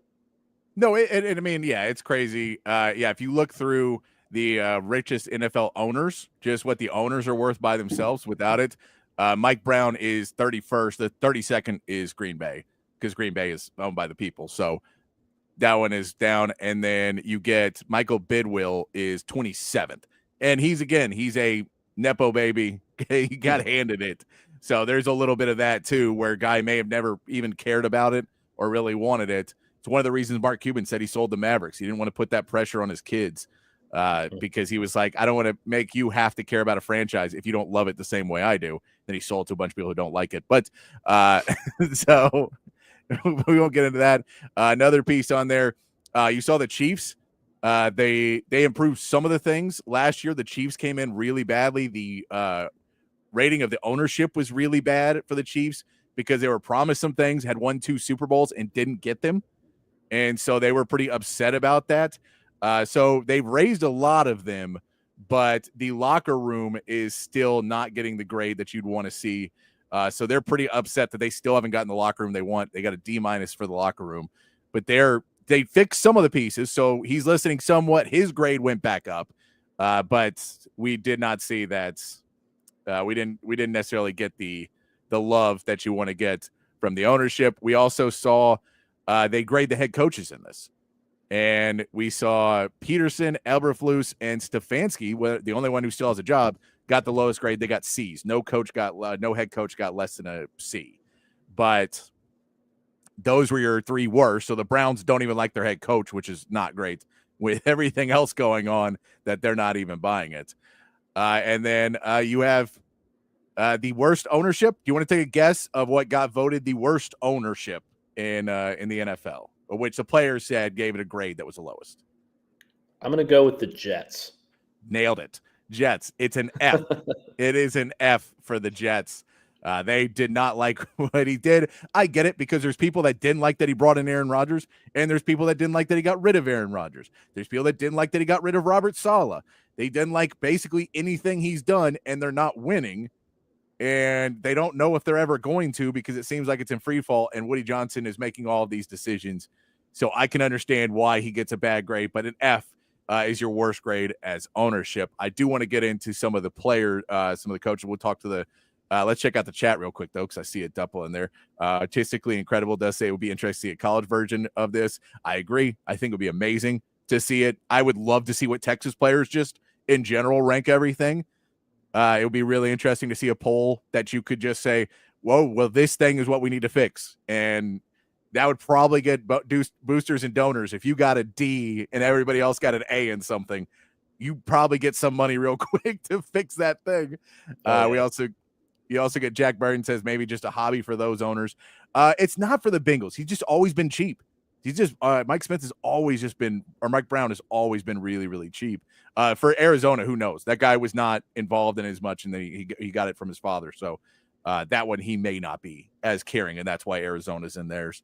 And then you also said Sheen Khan owns Jacksonville. His son owns AEW. Yeah, Tony Khan owns AEW wrestling, but it's not a hobby. He loves wrestling and he wants to make his money, but he's not doing a great job at that either.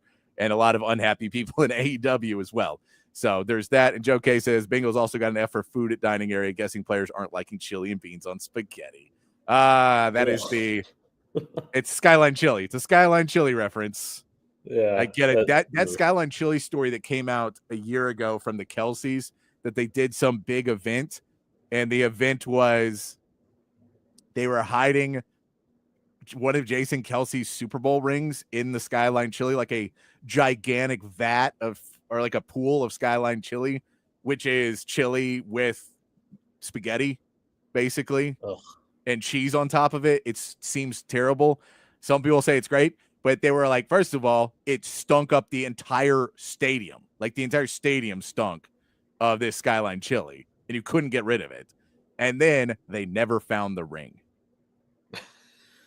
They just couldn't find it. So they put it in there for someone to find, and either it was, we never figured out if it was in a behind the scenes job that someone was like, hey, put this ring in the chili. And the guy's like, I'm just not going to put it in. I'm just going to steal the ring and say I put it in there. Or if they did put it in there and someone found it and was like, yoink, I'm not telling them. I'm just going to keep the ring. I don't care what I won. Whether even if it was like a year's free Skyline Chili, I'm going to keep the ring. I'd rather have that. Or if they just never found it and then dumped it out because the chili was too gross. No one knows. They did have a metal detector apparently, but the Skyline Chili has too much metal in it, so you couldn't use it. It's a real thing. There's like the iron content. Concerning. The iron content of the chili was too high, so the metal detector just kept going off everywhere in it. It was a crazy story. That is man. Great stuff. Great stuff from the Kelseys. I'm officially never going to anywhere that serves Skyline Chili. I don't care where it is. You're already not a fan of Ohio, Matt. I know you're not a fan of Ohio anyway, and this is an Ohio thing. So I'm not. Also, beans don't belong in chili. Maybe that's a hot take. Spaghetti certainly doesn't. But the very Texas take. I will tell you this, and this will probably get me killed in Texas. I don't care. I'm not a chili connoisseur enough. I love chili. I love eating it. Do not care, beans or no beans. Have never cared one bit. I've had chili with beans, and it's delicious, and I've had chili without beans, and it's delicious. I've never cared either way. Have zero care. I've never really made a chili, though, so maybe that's where the problem comes in. But, yeah, I have no care about it. For me, the way that my mom made it growing up did not have beans, so that's why I lean no beans. Plus, I feel like beans are for Mexican food mostly, and we could go off on a tangent on this forever, but no beans and chili. That's my final say. That's right. Sound off in the chat. Beans or no beans. I'm curious if I'm the only one that's okay with beans in Texas. I don't know, but yeah, I'll tell you this. I'm a cheap enough person that if you tell me the same price as beans and no beans, I'll usually go beans solely on the fact that I feel like I'm getting more for it. I feel like now you're adding in beans to the same thing, which I'm sure doesn't actually add up that way, but that's me just being cheap. It's like, well, if you say more's in this one, I'm going to take same price. I'm going to take more. Even if it's worse, I need more. That's kind of my standard. Let's get back to the Players Association poll and get to the Cowboys and the Texans. The Cowboys still have a C grade for training room and training staff. That's where you would expect them to be on this because of the issues they've been told about in the past. It's one of the complaints you hear a lot of players who left the Cowboys and then they go out to sign another team. One of the things you'll hear first is, wow, the training room is so much better and there's so many more people. So that's a constant thing you hear. So it's not surprising. It's a C still, so it's not like it's horrific, but it is something that you can tell that they got a C for both of those, and that's the lowest grade they get on anything, is their training room and training staff. Across the board, they go A of the treatments families. I think they were A+ last year, but still A this year. B+ for the food and dining area, B+ for the nutritionist and dietitian, A for the locker room. Training room and training staffs are C's, A- for the weight room. Your strength coach is a B+. We roll over here. Then we get the team travel is a B-. The B-, what you hear is that certain players are still forced to share rooms on certain road trips. And that is that is a problem. So with some of them, they're going to say, I'm not happy with the travel because I'm a grown man who makes, $2 million a year and I'm sharing a room with a dude. I don't want to do that. I'll just buy my own damn room, but he can't because that's not how these work. So that one is the reason why that gets a B minus. Head coach, Mike McCarthy, who's no longer there, gets an A. Cowboys like Mike McCarthy. And it doesn't surprise you. He was a pretty good player coach. Everyone seemed to like him on the staff. The question was, did they like him too much to go out there and fight extra for him? But that's not super surprising. And then ownership. You want to take a guess on Dallas Cowboys ranking of the ownership? This is the players ranking it, not the fans. Players ranking the ownership. B minus or C plus? It is a B, just a flat B for the Cowboys ownership. Which I get. Jerry Jones has usually been pretty good to the players, but I get that they're like, he's not helping us win. So, we're going to lower him a little bit because we're not spending money in free agency. We're not doing those things, but he's taking care of us and he's nice to us. So we don't dislike him, but we also think we'd rather him be a little bit better of an owner. Anything in that stick out to you? Well, the curious thing to me is if they let fans do this too, like, and not to say, obviously you can't do all the same stuff, but if you let fans do like an anonymous ranking of like ownership and head coach and all those things, I wonder where Jerry would land there. I imagine it wouldn't be much higher than a D, but no, I mean, I think that sounds pretty standard. I've been in those facilities quite a bit, so it's, it's some of the, most top of the line stuff in terms of locker room and weight room and all those kinds of things. I'm a little bit surprised that they have anything that's less than an A, just considering they're the most valuable sports franchise in the entire world. But I'm sure they'll work on it.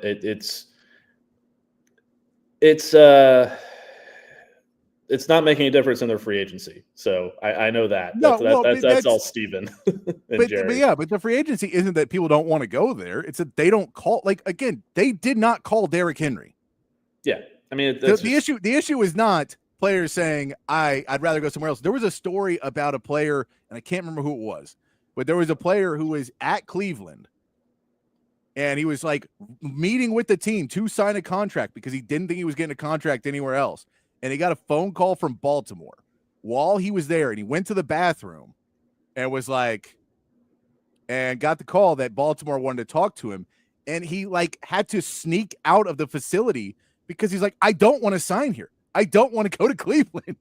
I'd much rather go to Baltimore. So there is a point where these guys can pick and choose where they want to go. I think Dallas, for a lot of reasons, has a lot to offer, but that's when you fall into the line of, are you going to offer me a realistic contract? Are we going to try and drag this out? Because the other offers dry up too. And Steven and Jerry Jones, when they like to drag things out, it kills free agents and negotiations. Because if you're going to wait until 6 other linebackers sign, I get screwed. So I'm just going to sign before that. Here's a deadline. We got to hit it. And Jerry doesn't like that, so he doesn't do it. And it's another one of the reasons why they don't really mess around in free agency as much. Yeah, I mean, it all comes down to them, and they're so conservative with their cap numbers, and they don't want to go over, and they don't want to pay any sort of like, anything extra. That every penny is being shoved under the couch to save for later. So, and the results show on the field. That's what happens when you don't sign free agents. Is you go 7-10, you miss the playoffs, and your head coach doesn't get extended. That's what you get. Let's go over to the Houston Texans. They get their lowest grade, starts off treatment of families, is a B minus. So not terrible. Something they'll probably work on, but this probably has something to do with the daycares, what you do in the day. Those types of things are usually where you get you drop a little bit, but not really badly. So they'll probably work on that over the next year because they improved a lot of things over the last couple of years for the Texans. Clearly, food and dining gets an A, nutrition and dietitian gets an A, the locker room gets a B, B plus for the training room, B plus for the training staff, B plus for the weight room, B plus for the strength coaches. As we keep sliding over the way this website is set up, it's a little awkward. I'm guessing D'Amico Ryan's got an A. Yeah. So team travel gets a B, head coach gets an A, and ownership gets an A. So ownership has moved up to the A category. But yeah, D'Amico Ryan's you knew was going to get an A. He's beloved by his players. So yeah, I don't think there was really any doubt. You don't get the A plus like Andy Reid or Dan Campbell, where those guys would run through a wall for somebody. Surprisingly, Raheem Morris got an A plus. That one was a little bit surprising of a coach who gets it. Mike McDaniel got an A+. No big surprise there. He's my favorite coach in the NFL, actually. I love Mike McDaniel. I really do. But, there's some issues where I think he needs to keep growing, but he's a really, really good coach. Dan Quinn, of course, gets an A+. No one's surprised that everybody loves Dan Quinn. Players have always loved him. So there's a few coaches that get it. D'Amico gets the A. I'm sure that might go into the fact of offensive players maybe unhappy with what their roles were or unhappy with what happened at the season. Maybe that knocked him down a little bit. I'm sure he got an A+ on defense. And then the offense maybe lowered it down a little bit. So all of those pieces, neither of the Texas teams did poorly in this. Both of them seem to be spending money. They seem to be working on things. You just get the Cowboys once again, for whatever reason. Jerry just doesn't fix that training staff. I don't know why. I don't know if it's just that's a guy that he's known forever and he doesn't want to get rid of it, or if he doesn't, I don't know what it is, but that's a complaint you hear from players that leave. It's a thing that's constantly on this list. So it feels like something you'd want to just when you have everything else going well, it feels like you'd want to fix it, but I don't know. There's got to be a reason why Jerry keeps the same people around. Well, and to me, that's kind of the biggest issue here for Dallas. I mean, which team has their star players injured more than anybody else in the NFL? Yeah. It seems like it's the Cowboys. Yeah. Maybe it's not, but that is a critical part of your franchise. Keeping your players healthy, making sure they get the right treatments, making sure they get the right diagnosis, making sure they have the right preventative measures in place to avoid, injuries getting worse, all of those different things. It's super, super critical. So that's I would think that given their history over the last few years with like Dak Prescott, Tank Lawrence, all these other guys, that they would do something to fix that. But Jerry's as stubborn as ever. So yeah, well, that's the finish of every Dallas Cowboys conversation. And Jerry's as stubborn as ever. So nothing's going to change because we like our guys. But that is your NFL Players Association report card.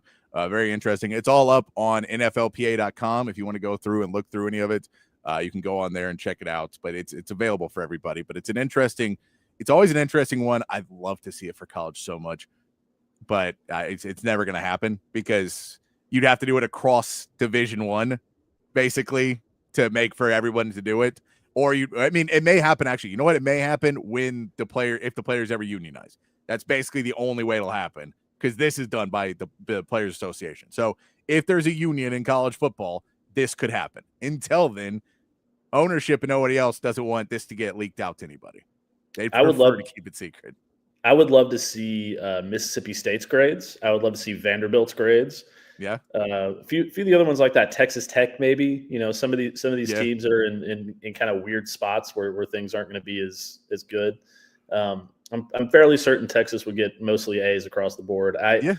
As much as I hate to say it, I'm pretty sure A&M would get a lot of A's for their facilities at least. Yeah. They have some immaculate stuff over there, Alabama too. So I wonder if I guess it'd be pretty hard just to do it by conference, but I bet you if it started anywhere, it would start in the SEC. Yeah, and that's the thing. Because the SEC would do it. The problem is the SEC doesn't want to do it because the Big Ten would come in and go, why would you go to that school? Exactly. C- training facility. So why are they on your list? We're A+. Well, do you have any documentation of that? No, just trust me. We're A+. So come visit. I'll show you. And then I'll slide you a bag of $200,000 to keep your mouth shut. So I would love to see it in college. And it would be that whole piece. And, that's also, you have to have a union because it has to go through somewhere where it's, the anonymity remains. If you've ever been at work and they give you that performance of like your boss's performance grades or whatever, and then you turn it into the person you're grading, you're like, no one's going to fill this out truthfully. You crazy? No, they're going to see what I think of them. Oh, they're not going to realize there's 8 people here. You don't think they can figure out which one's saying which? I'm not doing that. Everyone's just like, things are fine, whatever. Don't fire me, please. All right. So yeah, that kind of, this is why you have to do it differently. So maybe a conference could do it, but I think it would have to be when you unionize, which could be a thing. The player, the owner, I think the Big Ten and the SEC are fighting that pretty aggressively though, because they realize they're going to get a really short end of the stick on that one, and you're going to get a strike at some point, which they really, really don't want to have. So all of those pieces, it could happen. And if it does, the college football will change immensely through all of that. So, and I mean, a lot of these things, you talked about CDC. He's got his town hall meeting at 6:30 today over there on Longhorn Network if you're watching that tonight. But that's a piece that he talked about when he came in. And a lot of ADs have talked about is a fundraising in college changed so dramatically with NIL because of the pieces of, they're like, well, now we have to raise another millions of dollars that normally we're only raising the money to get certain buildings built or whatever else. Now we got to raise that. So we still got to do that. And we got to get an NIL. So it's ridiculous right now when they're trying to raise the money. And the fact that there's still not a sharing of money yet, like now they're starting to be a little bit, but what these TV contracts are and the people that get paid off of them that do nothing, it's crazy. It's crazy. That player's never got anything of it. Let's get back to that chat line. I do see a couple people pointing in here and answering my question of chili beans or no beans. Chair of the Dog says Texas chili thing is absurd. Who cares? Chili is delicious. I'm on board. I'm on board with that. And Joe says that Patrick from San Antonio, home of the Chili Queens, who gave us chili. Chili doesn't have beans. Look, I don't add stuff. I'm about evolution, man. Getting stuff in there, changing up, growing the product. I'm all about that, ingenuity and increase. So, but I'm all for having the original. Then give me some ones with beans too. Let's try them all out. As long as it's not spaghetti, I'm good. Yeah, don't put it spaghetti and then weird cheese on top that makes it look like you went, this isn't weird enough. Let's put a mass amount of weird cheese on top to really drive it home. Jack Burton says, I wonder where Jimmy would have been on that list. I'm not sure which Jimmy you're talking about. Jimmy Johnson, probably. Well, Jimmy Johnson would have got an A+. Absolutely. He would have got an A+. Some other Cowboys, but Barry Switzer, not so much. I bet Jimmy Johnson would have gotten an A+ because if nothing else, Troy Aikman would have pinned everybody else down in that locker room and said, give him an A+. You give an A+ right now. We also get, isn't Jerry the only owner who gets interviewed after games? Yeah, I believe so. I think other owners would love to. There's some other owners that would love to do it, but no, Jerry's the only one who demands an interview after every game. And because he wants to tell the narrative he wants to tell. Here the Doggo says if Jerry was publicly voted on, he'd get a Z-. He would. I don't think. And now what's surprising? I feel like there's still people out there who love Jerry Jones because of what he does, like having to open the facility and all these other things. But I just don't know. I don't know any of them. I feel like if you you don't watch enough sports, you watch some. You just watch football on Sunday, but you don't read the paper or do anything else that we all do. Then maybe you like him more. I don't know. Jack Burton also says that the Texans owner is a good owner, but not exactly a historic GM. No. Actually, Jerry Jones, not a historic GM. Yeah, and I mean, he's a decent owner in that sense, but yeah, you got to pay for players is the problem. We also get chili with beans is fine, like Wendy's, but chili chip pie and chili dogs are better without beans. I agree with that. Fully. Very good point on that one. 100%. I like this one for Buffalo. Players were frustrated that they're made to sit in smaller seats during travel while the coaches and auxiliary staff sit in first class. Yep, I can agree with that one. That is a standard point when you go, man, look at that little dude up front. Just trade me seats. I know there's another second wrestling reference in the show already, but in wrestling, it was even if you got like a first class because they were flying all the time, and if you were like a lesser known wrestler or a younger wrestler and you got upgraded because you fly all the time, you were not like under any circumstances to take that ticket. You had to then go to one of the veterans and give them your first class ticket and then go back and still sit and coach because otherwise it was a sign of disrespect for the veterans. So that was one of those unwritten rules in wrestling that you'd hear stories of people that didn't know that and were just smiling in first class while like the Undertaker and Stone Cold are all walking past them. Like, you're dead, dude. I'm a fan of getting rid of every unwritten rule in sports. I will say that. That is some BS right there. I'm with you.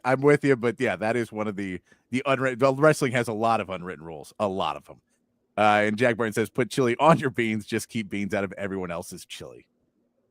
I mean, you could do that. That seems, and then you stir it up. If I made chili, I probably wouldn't put beans in it. But at the same point, I will eat I'm not turning down any chili. Unless you put sour cream on it, that's gross. Sour cream is gross. across the board, sour cream is gross. So don't put that crap on my chili. But yeah, beans I'm fine with. Let's get over to something less fun to talk about and talk some Texas basketball. They're a lot less fun to talk about right now, but maybe a big win tonight could get us on the right track, Matt. What do you say? If the Longhorns can get a win over Arkansas, who they lost to a few weeks ago, 78-70, in a game where they just got off to, what a surprise, a slow start. Shockingly, this Texas team got off to a slow start. If they can get that, we'll talk about that when we come back from a little break from our sponsors. A couple words to get you through as we continue here on Open Gym. We come back, Texas basketball talk, and a whole lot more here on Open Gym on Texas Sports Unfiltered. Hi, this is Tom McKay, owner of Audiovisual Consultations. I got this, Dad.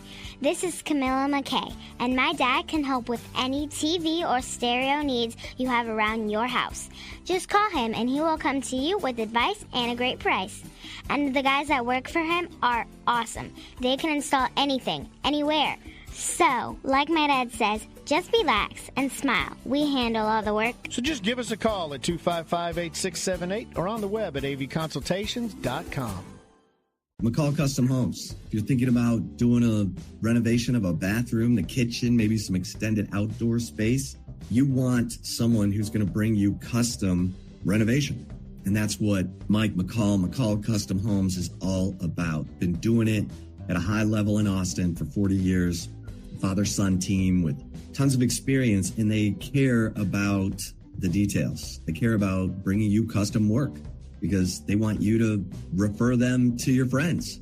So get over to McCall Custom Homes, ATX.com. McCall Custom Homes, ATX.com. Check out the work. You can check out the work on social media as well at McCall Custom Homes. But you want, when it comes to your home, you want a trusted ally and someone who's going to bring value, added value to your home and a great living experience. And that's what McCall Custom Homes is all about. BK here for OLIPOP. Man, this stuff is the game changer of all game changers. Their slogan is a new kind of soda, and that's exactly what it is. You get that same great soda taste, but OLIPOP is actually good for you. Inside of every can, a blend of 7 unique botanicals, plant fibers, and prebiotics. You're getting 9 grams of fiber in every can, only 2 to 5 grams of sugar, and man, the flavor is absolutely there. Classic soda flavors like cola, root beer, lemon lime, and Dr. Goodwin. That's their version of a Dr. Pepper, and some other great flavors as well. The grape, the cream soda, the cherry cola. It's all fantastic. I'm telling y'all, OLIPOP tastes just like the soda you grew up sipping, but with the added benefits of microbiome and digestive health support as well. Pick up OLIPOP at H-E-B, Target, Walmart, Whole Foods, and Costco all throughout the Austin area and the state of Texas. And head over to drinkolipop.com. Use the promo code TEXAS20 for a discount on your first purchase. It's OLIPOP, a new kind of soda. Back here on Open Gym on Texas Sports Unfiltered, keeping it rolling along. Going to get into some basketball talk. We do have a couple more hits in the comments. Let's see. Roy says, "How does Matt feel about Ole Miss marry Kate Cornett?" It's a big topic with ZMBK a couple hours ago. I'm not up on this one. Okay, so I'm not totally up to speed on this, but from what I've heard, it's pretty wild. So apparently this girl cheated on her boyfriend with her boyfriend's dad. And then then the kid found out that she slept with his dad and still dated her anyway. And it's like kind of gone viral on the internet. There's something on Barstool Sports about it. I'll probably watch later, but KFC Barstool put something out and I think he's hilarious. So I'll probably watch that later, but that's something. I don't have too much to comment on that. I'm in a healthy, loving relationship. So I don't have to worry about things like that. No, you're lucky you're not at Ole Miss right now and getting sucked up into that. Not telling your dad he can't visit anymore. You don't have to. I will say that this feels like I could see this happening at Ole Miss. it's not the wildest thing in the world. I'll say that. Yeah, I have not heard about this enough. I don't see as much salacious stuff. I feel like my timeline and Zay's and BK's are a little different. Probably. I feel like Maybe it's a couple more years of age, or just I had a lot of scandalous stuff in my youth that it wasn't even necessarily me, but I work with bands. I started working with a band when I was a senior in high school that was already a touring band, and I was on the road with them as soon as I graduated high school. And so I've been around enough crazy rock and roll stuff. I won't say rock star, but rock and roll stuff that I've seen enough and been to crazy parties and done all that I stay away from it a little bit more now. Cause I'm like, I got my fair share of it when I was younger. I was around some things. I may have done some things that were not, shouldn't be brought to daylight. They were good to stay in the dark. So we'll just keep it at that. So I stay away from that a little bit more, but I think those two guys, their timeline is mostly that. And then every once in a while a score pops up and they see it. But yeah, actually, speaking of timelines, I just had something pretty funny pop up. If I can riff. Yeah, go for it. So I think I figured out what's wrong with Gen Z. Okay, you have? Yeah.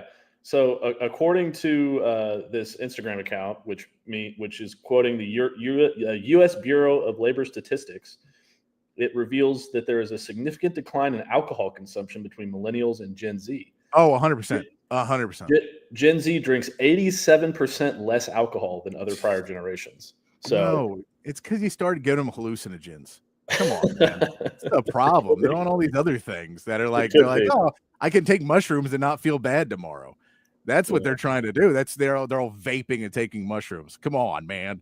You got to drink it. If you're Gen Z, if you want to be a successful businessman, go pour yourself a glass of Eagle Rare or go pour yourself a glass of E.H. Taylor and put it on ice if it makes it easier for you. And that'll be a lot better for your brain than mushrooms. Oh, man. It's crazy. Music clubs right now are freaking out because they're like, all these kids come into concerts and you'll have a band come in and bring people and they don't drink.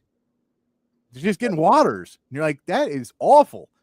I mean, the generation I came with, we were the ones that they were like, well, the band, how was they? I'm like, no one remembers. Everyone was plastered.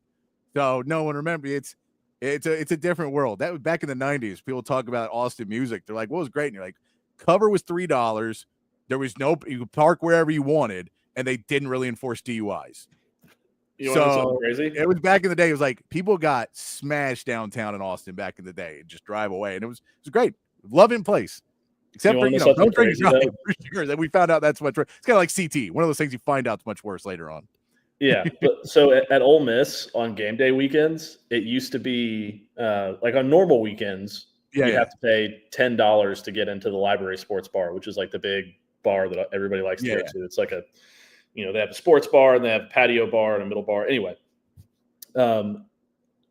I was there for a concert recently in May of last year, and they were charging $50 to get into the bar. Come on. Like, how do you get away with that?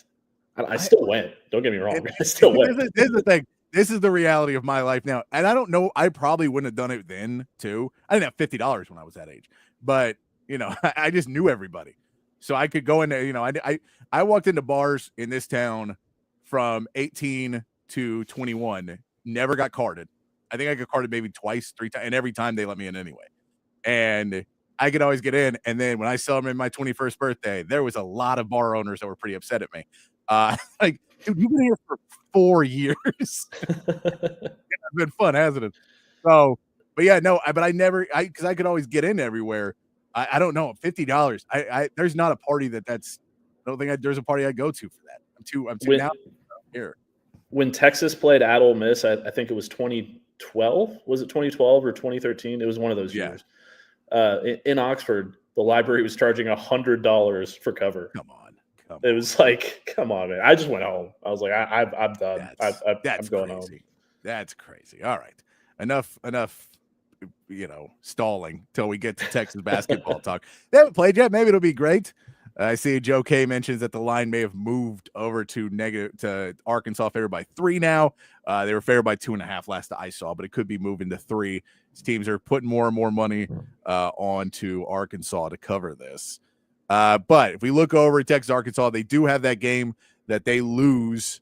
Or they beat Texas a couple weeks ago, 78-70 here in Austin. That was a game. They outscored Texas 35-24 in the first half. It was, as we said, a slow start for Texas. Shockingly, they didn't get off going very well.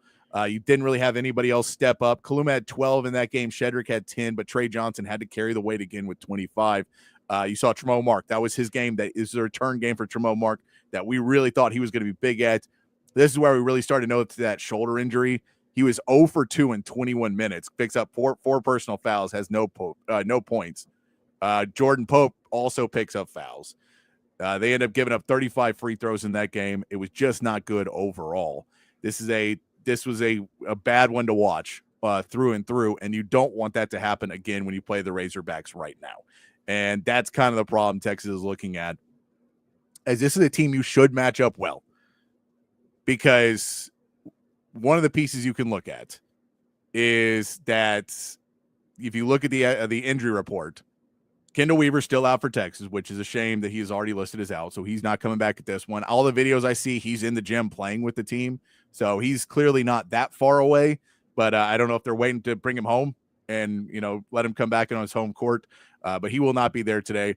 But Adu Thero is probably the best player on the Razorbacks, one of the better players on the Razorbacks. He is out tonight. He has already been listed as out. Boogie Fland, who's been out since January, is another guy who is averaging 15 points a game in non-conference. He is out tonight as well.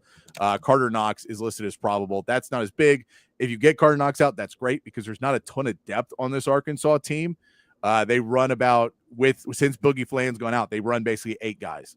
They ran 9 with him. They run 8 without him. So now you're going down to 7, and then some guys who don't really play are going to be playing some minutes to fill in for Thero.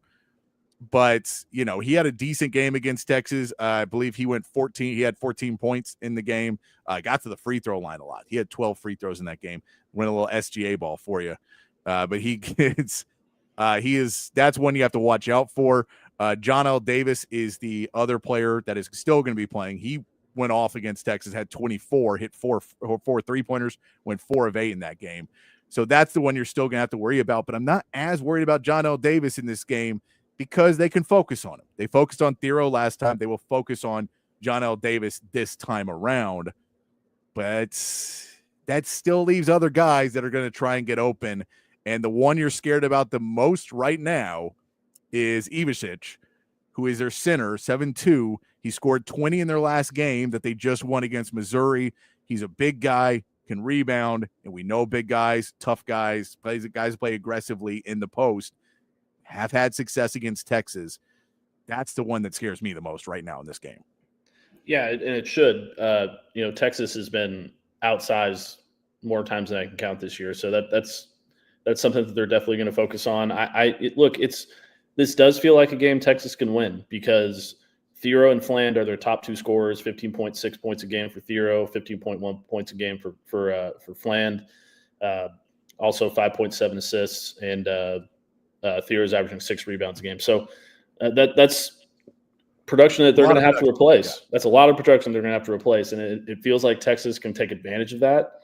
The biggest worry in this game for me, I feel like Texas will have the talent advantage in terms of, matchup to matchup, especially with those 2 guys out. But the big concern for me is definitely going to be the environment. Can Rodney Terry get his team ready to go into an environment that is going to be as ferocious as they've seen all year, probably since they were in College Station? They hate Texas. They hate Texas more than they like themselves, as we've heard quoted many, many times. It's going to be a real challenge. I'm sure John Calipari will try and play that up as much as he possibly can. If Texas can handle that environment, I feel pretty good about it. The problem is I don't know that they are capable of handling that environment because they have not been the most consistent, well-prepared team all season long. They played terrible in College Station. And I feel like if they don't, mind their P's and Q's and get their guys ready to play, that they could lose another one that they're not supposed to lose. And this is one that they simply cannot lose. Considering how close they are in the bracketology with Arkansas, you do not want to fall behind them again. You can't have 2 losses to a team that you're competing for a spot with. You have to win this game. Yeah, and this is a must-win for Arkansas as well. So this is one of those games that when you start to come down the stretch, both these teams feel like this is a must-win, but they're at home, and they hate Texas. Those fans are going to be going nuts trying to go after Texas. And that defense, Arkansas has a defense. They can play some ball, and they're going to go after Trey Johnson because they know no one else is stepping up. Man, Tremont Mark, you played there last year. They didn't pay you to keep you. You said you wanted out, and different coach. You know, it's a different world there in Arkansas now, but they let you walk away. And you're at Texas now. You sucked the last game against them. You have to have a game. Not huge. I don't need 26. I don't need you to kill it. I need you to have double-digit points, and I need you to play some really solid defense and keep John L. Davis from going off on Texas and not having to double him a ton, but keep John L. Davis and keep him and shut him down defensively and win that battle. You need to win the battle between you and John L. Davis, and then you had a good game. So if you hold him to 4 and you get 8, great, awesome. You did your job. But if John L. Davis has 23 and you have 9, I'm not going to look at you and say, great return to Arkansas. Tremont Mark has to do something in this game. And one of the pieces that I keep seeing over and over with this Texas team, and this is a team that wants to be built on being physical and defensive, even though they have issues in the post, but you can double down off of those sometimes and get steals. This team sucks at stealing the ball. And Arkansas, if you look, Texas is 59th in assist to turnover ratio. They're pretty decent. They're not great by any stretch, but they're okay at it. They just don't have a ton of assists because they don't score that much, and they run a lot of ISO balls. So their assists are not great, but they don't turn the ball over a ton. 98th is Kentucky, or is Arkansas. So 98th for Arkansas. This tells you it's a team that you can get some turnovers on, especially with Thero out, that it's another inexperienced ball handlers handling the ball, and you have to go in and kind of try and mess up those possessions. You have to go after Ivicic and double down and help and have guys go back and try and poke the ball out from the other side. You don't necessarily have to double him in the sense of trying to put Kaluma and Shedrick on him or, two bigs on him. You can have a guard sweep through and try and poke the ball out. Try and make him feel like he's under pressure. Make him throw the ball back out and let them shoot threes. They're not a great three-point shooting team. So try and get something else out of them other than letting him go inside and not only score points, but allow him to get fouls and get free throws. What did they have? What did they shoot last game? 37 free throws. What did they shoot against Texas in the last game? 35 free throws. They get to the free throw line. Texas, one of the reasons they lost to Mississippi State, they let them get to the free throw line. They got fouls called against them because you're on the road, and Calipari's going to come in and say, don't let them play physical. Go call them fouls. Call them fouls. Now, some games you'll get where, you play a Rick Barnes in Tennessee, he'll say, don't call anything. Swallow the whistle. And Rodney will agree. Swallow the whistle. That's not going to be the case tonight. You have to stay out of foul trouble because Shedrick's not playing great basketball, but what's behind him is also a problem because then Zarek Onyema's got to come in, and he's probably good for 10 to 12 tonight before he fouls out. They play their guys a lot of minutes. If you can run them up and down the court, keep your guys in, you have a real shot in this. You have to be able to do it. And I'll let you go real quick, and then I'll throw in my last piece for you. Well, I just kind of want to go back to what you were saying about Tremont Mark. I think that what you really want to see from him, and I totally agree with you, you don't need to see 26 points or,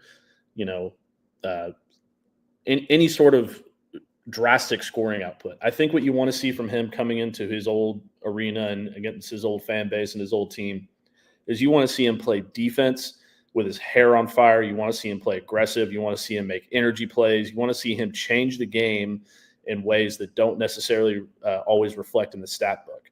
If he can do that, make some momentum plays, make some plays that he's out hustling a guy for a ball on the sideline, and he, saves it into Trey Johnson, who takes it into the other end while he dives into the crowd, and Trey Johnson gets a dunk on the other end. Those are the kinds of things that I expect to see from him, the high energy stuff against his old team. And if he can get that, that's the kind of thing that can ignite the rest of the team around you. And maybe if he does that, then it picks Jordan Pope up. It picks up, Kaluma, and Trey Johnson doesn't have to do everything on his own offensively. So that's kind of what I'm looking for out of him. And I think that if he can do that, they're going to have a really good shot. Yeah, no, I there's that into it. and this is one more piece I'll throw, and then I'll Chan text it in. I'll get to your text too, Chan. That Texas is not a great rebounding team. They're 38th in total rebounding percentage. Not a really good rebounding team, which is not hugely surprising because you just don't have the size. So some teams are just going to be able to bully you a little bit more. Jason Kent getting better at getting rebounds will help you in that. Kendall Weaver, another one where we talk about his defense. Kendall Weaver was one of those guys who dove in and got rebounds really, really well.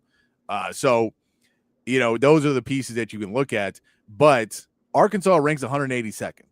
This is not a good rebounding Arkansas team either. The things that are your problems are also problems a lot for Arkansas. And with Thero out, that gives you one more piece that you can feel a little bit more confident about. But you have to beat them in the things that you are both not good at. So you have to out-rebound them. You have to not give them second chance points and let Ivicic sit under the basket and just get second, third chance points because he can pop the ball out or he can go back up and just go up strong and get position. You have to box out on him. You have to always have a body on him. And Jason Kent may be coming in on that as well as somebody to just say, all we need from you is to be able to put a body on somebody and just get a rebound. Because, if you can get a couple turnovers and points off of turnovers, if you can get a couple rebounds, if you can get a couple, I'm not expecting you to blow out Arkansas. I'm not expecting any big game that shows that you're this tougher team than we thought you were, but you can win still. You can really stick it to Arkansas fans, and we'll all be much happier as Texas fans if you could just shut up Arkansas for a minute. We don't really hear it much, but it would be fun. We just enjoy it still as Texas fans, so that would be a lot of fun to watch. But you got to rebound. That's toughness. That's tenacity. That's effort, and that falls to Jermone Mark too. That falls for Jason Kent. That goes to Kaluma, who's now we feel is healthy. I'm assuming he's going to be back in your starting lineup in this game. But a lot goes into just you got to put that effort out and get the balls because every possession is going to be important in this game. Yeah, no, I totally agree. I feel like Jermone Mark especially has to come up big in those areas. It kind of goes back to what I was talking about with the high energy plays. If you can get a couple of offensive rebounds and get it back up to Trey Johnson for a three, or if you can, out-muscle some of these Arkansas guys for a couple of defensive rebounds, get it out in transition, those are the kinds of things that can really change the flow and the momentum of a game. There's nothing more devastating in basketball, in my opinion, than giving up second chance points. So if you can find a way to maximize that, get as many offensive rebounds as you possibly can, then you have a great shot. You got to find a way to get the big guy out of the way, obviously. But a lot of times in rebounding and plays like that, and former Longhorn James Thomas was not the biggest guy on the floor. He was buff, but he wasn't the tallest guy on the floor, and he continually out-muscled and out-efforted people for rebounds. And PJ Tucker, great example of that as well. If you can make plays like those guys used to make, obviously those were, high caliber players who had NBA time and then all of those things, but the recipe is still there. If you can do those things, then you're going to have a really, really good shot. And if you can take the crowd out of the game by making some of these plays, that's going to play a big factor as well. Oh yeah, if you can get the ball, and so Chan texted in that Pope and Larry are a liability on the team. Pope comes in and fouls and gives up 4-point plays and scores nothing. Another one of the games we're supposed to win. And I know Chan's a Warrior too, so he's with reason for this Texas basketball team. But yeah, the point guard position for Texas has been an issue all season long. This is a game where you don't expect a ton out of it, but you'd like to see if the refs are blowing the whistle, just have Pope. You got to go inside and get contact. Go inside, take it to him. If if you're upset that you're not getting the playing time you wanted, and you didn't go get fouls, shoot free throws. You may not be the 3-point shooter, but you still got speed. You got handles. You can do all the things you need to do. Get to the rim, and if they don't foul you, put in 2 points. But I don't need you to be the 3-point shooter right now because it just hasn't been falling this season. And so if you get an open one, take it. I'm fine. But Julian Larry right now, the game is a little bit too fast for him at points, and you can tell. And he picks up fouls on plays because the game's a little too fast for him, and he misses passes because the game's a little too fast. His turnovers are not – he doesn't have a ton of turnovers, and I think that's one of the reasons he plays hard and doesn't turn the ball over a lot, but he's not really adding anything. He's just kind of on the court, and in the SEC, that's not enough to have, one or two guys on your court at all times that aren't adding anything. So while Jordan Pope can be a negative, he can also be a positive. I'd like to see Jordan Pope play more. I don't think it's going to happen. I think he's going to play 10 to 12 minutes unless Julian Larry gets in foul trouble, which is very possible.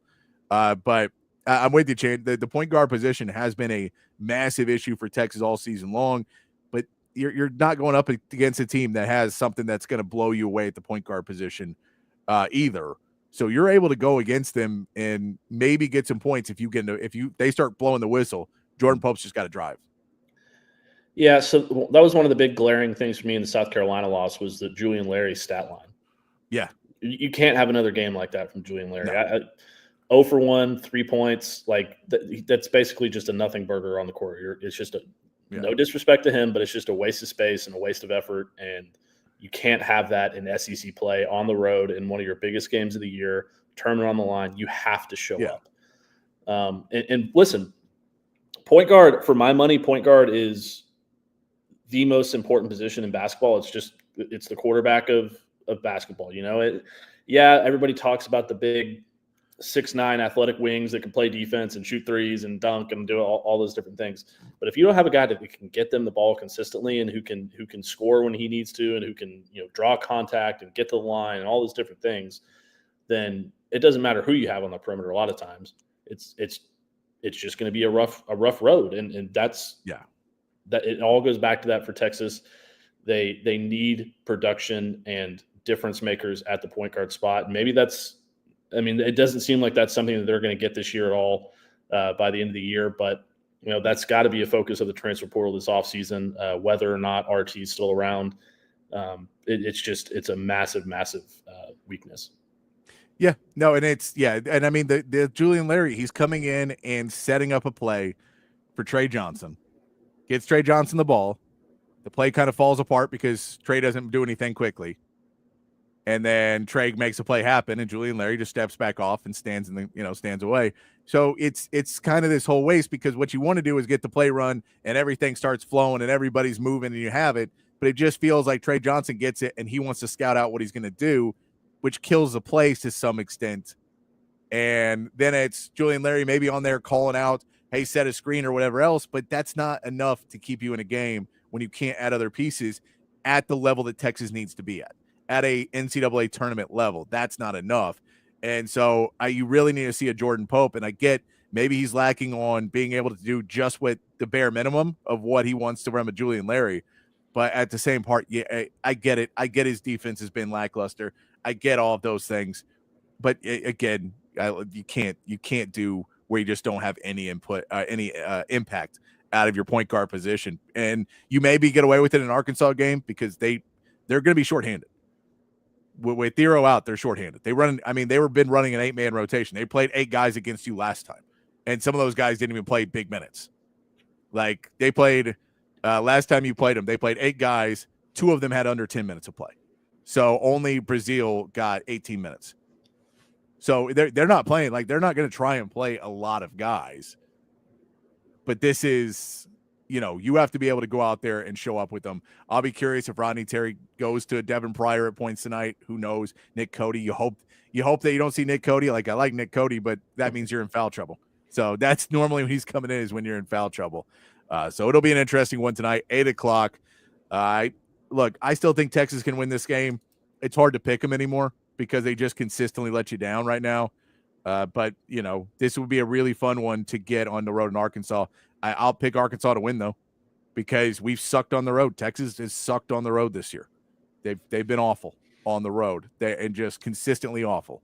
They haven't started well. They haven't finished well in the way they've been playing. So I don't have a ton of hope for this game tonight. But if you look at everything around it, it's possible. But I don't have the hope for it. What about you? I mean, obviously, I'm skeptical. I would say, and Joe K says Texas and Arkansas are both 16-11, 5-9 SEC. This looks like loser probably gets bounced from the NCAA tournament. I totally agree. Yeah. If RT doesn't have the guys ready to play in this game, then it's never going to happen. Yeah. Your backs are against the wall. You're fighting for your life. If they don't come out and win this game, then I will not pick them again for the rest of the season. I don't care who they play. But I will go with Texas. I think that they're going to escape with one. They desperately need it. I'm not confident in that pick. I just, I don't know. I have them by a hair. I don't think they'll cover, but I think which is a 1-point game maybe. It's going to be close. Yeah, but I'm not confident at all. No, that's the thing where we said where you are getting a little bit more confident in is baseball for Texas, having a pretty good start. We talked a little bit before the season about expectations and where you go, and now you're only a couple weeks away from SEC play in baseball. I know that seems really fast. It is really fast. You have 2 more weekend series before you hit Mississippi State and you start running. But this was the first weekday game because the Houston game had got canceled last week. You saw it, some more fans out in the crowd because it was nice weather as opposed to terrible weather last week for the home series starter. Jason Flores gets the start in the win. He is able to go, allows only 1 hit. Max Grubb pitched another 3 innings, only allows 1 hit. Ruger Riojas comes in, gives you 2 more innings with no hits, and Connor McCreary comes in and gives you another inning with no hits. He does walk a couple guys though, which you never want to see, and really, Schlossnagle does not want to see. But they decent pitching, looks okay. Incarnate Word is one of those teams that they're really good for their division, and they're good in their setting, but just overmatched for Texas. And we saw that the bats hit a little bit better than they were over the weekend with the bad weather. But we did take them a while. It took them a while to get into that bullpen. They put up 1 in the first inning, and then it takes all the way down to the 7th inning. They put up 3 there. They put up 2 more in the 8th and are able to walk away with a 6-0 win. We see the lineup change once again. Ethan Mendoza gets the nod to be in the hit-off spot, and it looks great for him. 3 at-bats, 3 hits. That's what you want to see out of a leadoff hitter. You want to be able to see that of a guy who's able to get on base plenty. Max Ballou then gets 3 hits in his position.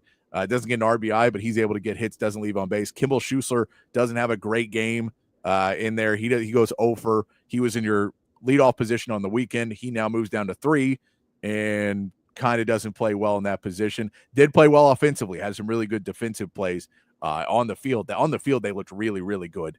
So it was a lot of fun to watch what you saw there. Yeah, and then Ethan Mendoza and Ryan Galvin both hitting those home runs. A lot of fun that you saw. But yeah, it was a decent game to watch. It was much better at the end. A little bit of the worry that the bats weren't going throughout the beginning of it. And I think I was about to go walk my dog before the Mavs Lakers game, and I was about to walk out the door, and it was like, are we good? Are we okay? Are you gonna handle this? Like, I don't want to walk out the door and come back and then we lost. So right before they hit those, and I'm like, all right, I can go walk my dog, and then we'll come back and watch that Mavs Lakers game, which was a much funner game than you thought it was going to be too. But did you get a chance to see anything of Texas baseball? Well, I didn't. I was at dinner with my parents last night, so I didn't get to watch any of it. But the thing is, these midweek games that can always kind of be the case where the bats are a little bit slower and the pitching is a little bit more off. You just got to take care of business, and that's something that a couple hours away in College Station they weren't able to do, and that's they're on a 2-game losing streak now. Love to see. Yeah, I mean you never want to see your team lose to Texas State or Incarnate Word in a midweek. So it's it doesn't seem like much, but it's a important win. You need all the wins you can get in these midweeks because they can really start to add up if you're not consistent with them. So good for them. Schlossnagle is he has his guys dialed and ready to play, and maybe Michael Early in College Station's trying to figure some things out over there. But they did lose a big guy. They lost their best player, Grahovac, or however you pronounce it. But yeah. No, I saw that. But yeah, Texas has to get ready now. They're going to the Las Vegas Classic over the weekend. So they'll be in Vegas, hoping we don't get any reports out of that. Hopefully everything's good and should play some games. But we'll go back and cover that next week. We'll see if Greg Swindell hops back on with us next week as well as we keep it rolling here on Open Gym. You never know who shows up. I think we'll have some people showing up. I think tomorrow, as we give Matt some time to get his surgery and get healed up so he can come back with not ruin his beautiful voice of talking. So I believe Casey Studdard is going to be hanging out with us tomorrow on Open Gym. If you want to hang out with that, come on and join us tomorrow. But let's get over to let's jump over to the Combine real quick. There's another mock draft. If we have time, we'll get to that. I bet we'll have time to get to that. But I want to jump over to the Combine. Is happening right now. Tomorrow will be the defensive linemen doing drills. and measurements and all of that. But today they met with the media. So you're kind of doing the day before is a position groups going in, and then you get some interviews and that, and then you'll see them to perform the next day, which is the defensive line is going today. Defensive line and linebackers going today. Defensive backs and tight ends are going tomorrow. Quarterbacks, wide receivers, running backs are Saturday. So you get those on Friday's show. Hopefully we'll get some words from Quinn Ewers and Isaiah Bond and Matthew Golden and Jaden Blue. Hopefully we'll get those. We'll also get Gunnar Helm tomorrow, I think. We'll get some of that, and the Jade Barron maybe tomorrow. And then on Sunday you have offensive linemen. So that'll be, that's another one that we're really interested to see how Kelvin Banks does on Sunday. And those people will be interviewed on Saturday. So we'll talk about that on Monday a lot more. But as you keep going through the defensive linemen and linebackers, which means we saw Barron Sorrell, which means we saw Alfred Collins, which means we saw Vernon Broughton all talk to the media today. Got a couple notes also from NFL, around the NFL world. I'll get to those in a minute, but let's just talk about the Texas players first. And some notes of what we got from today, that Alfred Collins had meetings with a lot of players, a lot of teams meeting with Alfred Collins so far. He's already met with the Packers, the Bills, the Steelers, the Texans, the Cowboys, the Giants, and a couple of others. So he's already met with several teams there. Vernon Broughton said he had meetings with the Falcons, Steelers, Bills, and a couple of others there. And Barron Sorrell, the only team he mentioned so far was the Texans. I'm assuming he's met with some other people as well, but he mentioned the Texans. So the Texans were looking at Sorrell and Collins. The Cowboys were looking at Alfred Collins and that for the Texas teams. But Texas, all those guys had some interesting comments. Alex January was a name that came up several times of who to watch out for. We also heard Ethan Burke and Colton Vosick are going to be guys to watch out for coming up, NFL level players.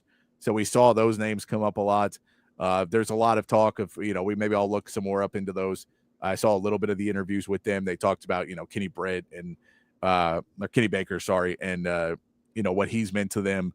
There's just a lot going on in those interviews, but it's nice to see some of those guys getting interviews, and Alfred Collins does seem like the guy getting the most attention so far in this. Also, just a note, Vernon Broughton is dealing with an injury, so he will not be performing in any of the drills. He'll be doing that at Pro Day, but he should be ready for Pro Day is what he said, but he won't be doing any of the drills tomorrow.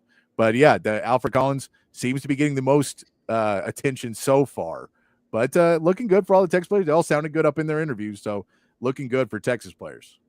Yeah, I like what Alfred Collins said too about who he thinks he wants to model his game after at the next level is Chris Jones, who's arguably the best defensive tackle in football. Obviously it's a lofty goal, but they have sort of the same play style, sort of the same build. Not the big guy around the middle, but the big, strong, athletic defensive tackle who can do a lot of different things, and that's very enticing in today's game, and he's going to be a very interesting, very fun interview for a lot of these guys. He's a very charismatic guy. So, I think teams are going to love that. I think, when you try to compare yourself to a Chris Jones, that might perk up the ears of somebody like Jerry and Stephen Jones, who are looking to fix the middle of their defense. So, I mean, he's not going to be a first-round pick. I think he certainly has the talent to make a difference in the NFL. He's probably a day two guy, but he's gonna surprise some people. I think that once he gets on the field and starts going through some of these drills at the combine and goes through his pro days at Texas, people are going to be like, wow, this guy can really move. So, he's one of the Texas players that I'm looking for that could really shoot up draft boards throughout all these workouts.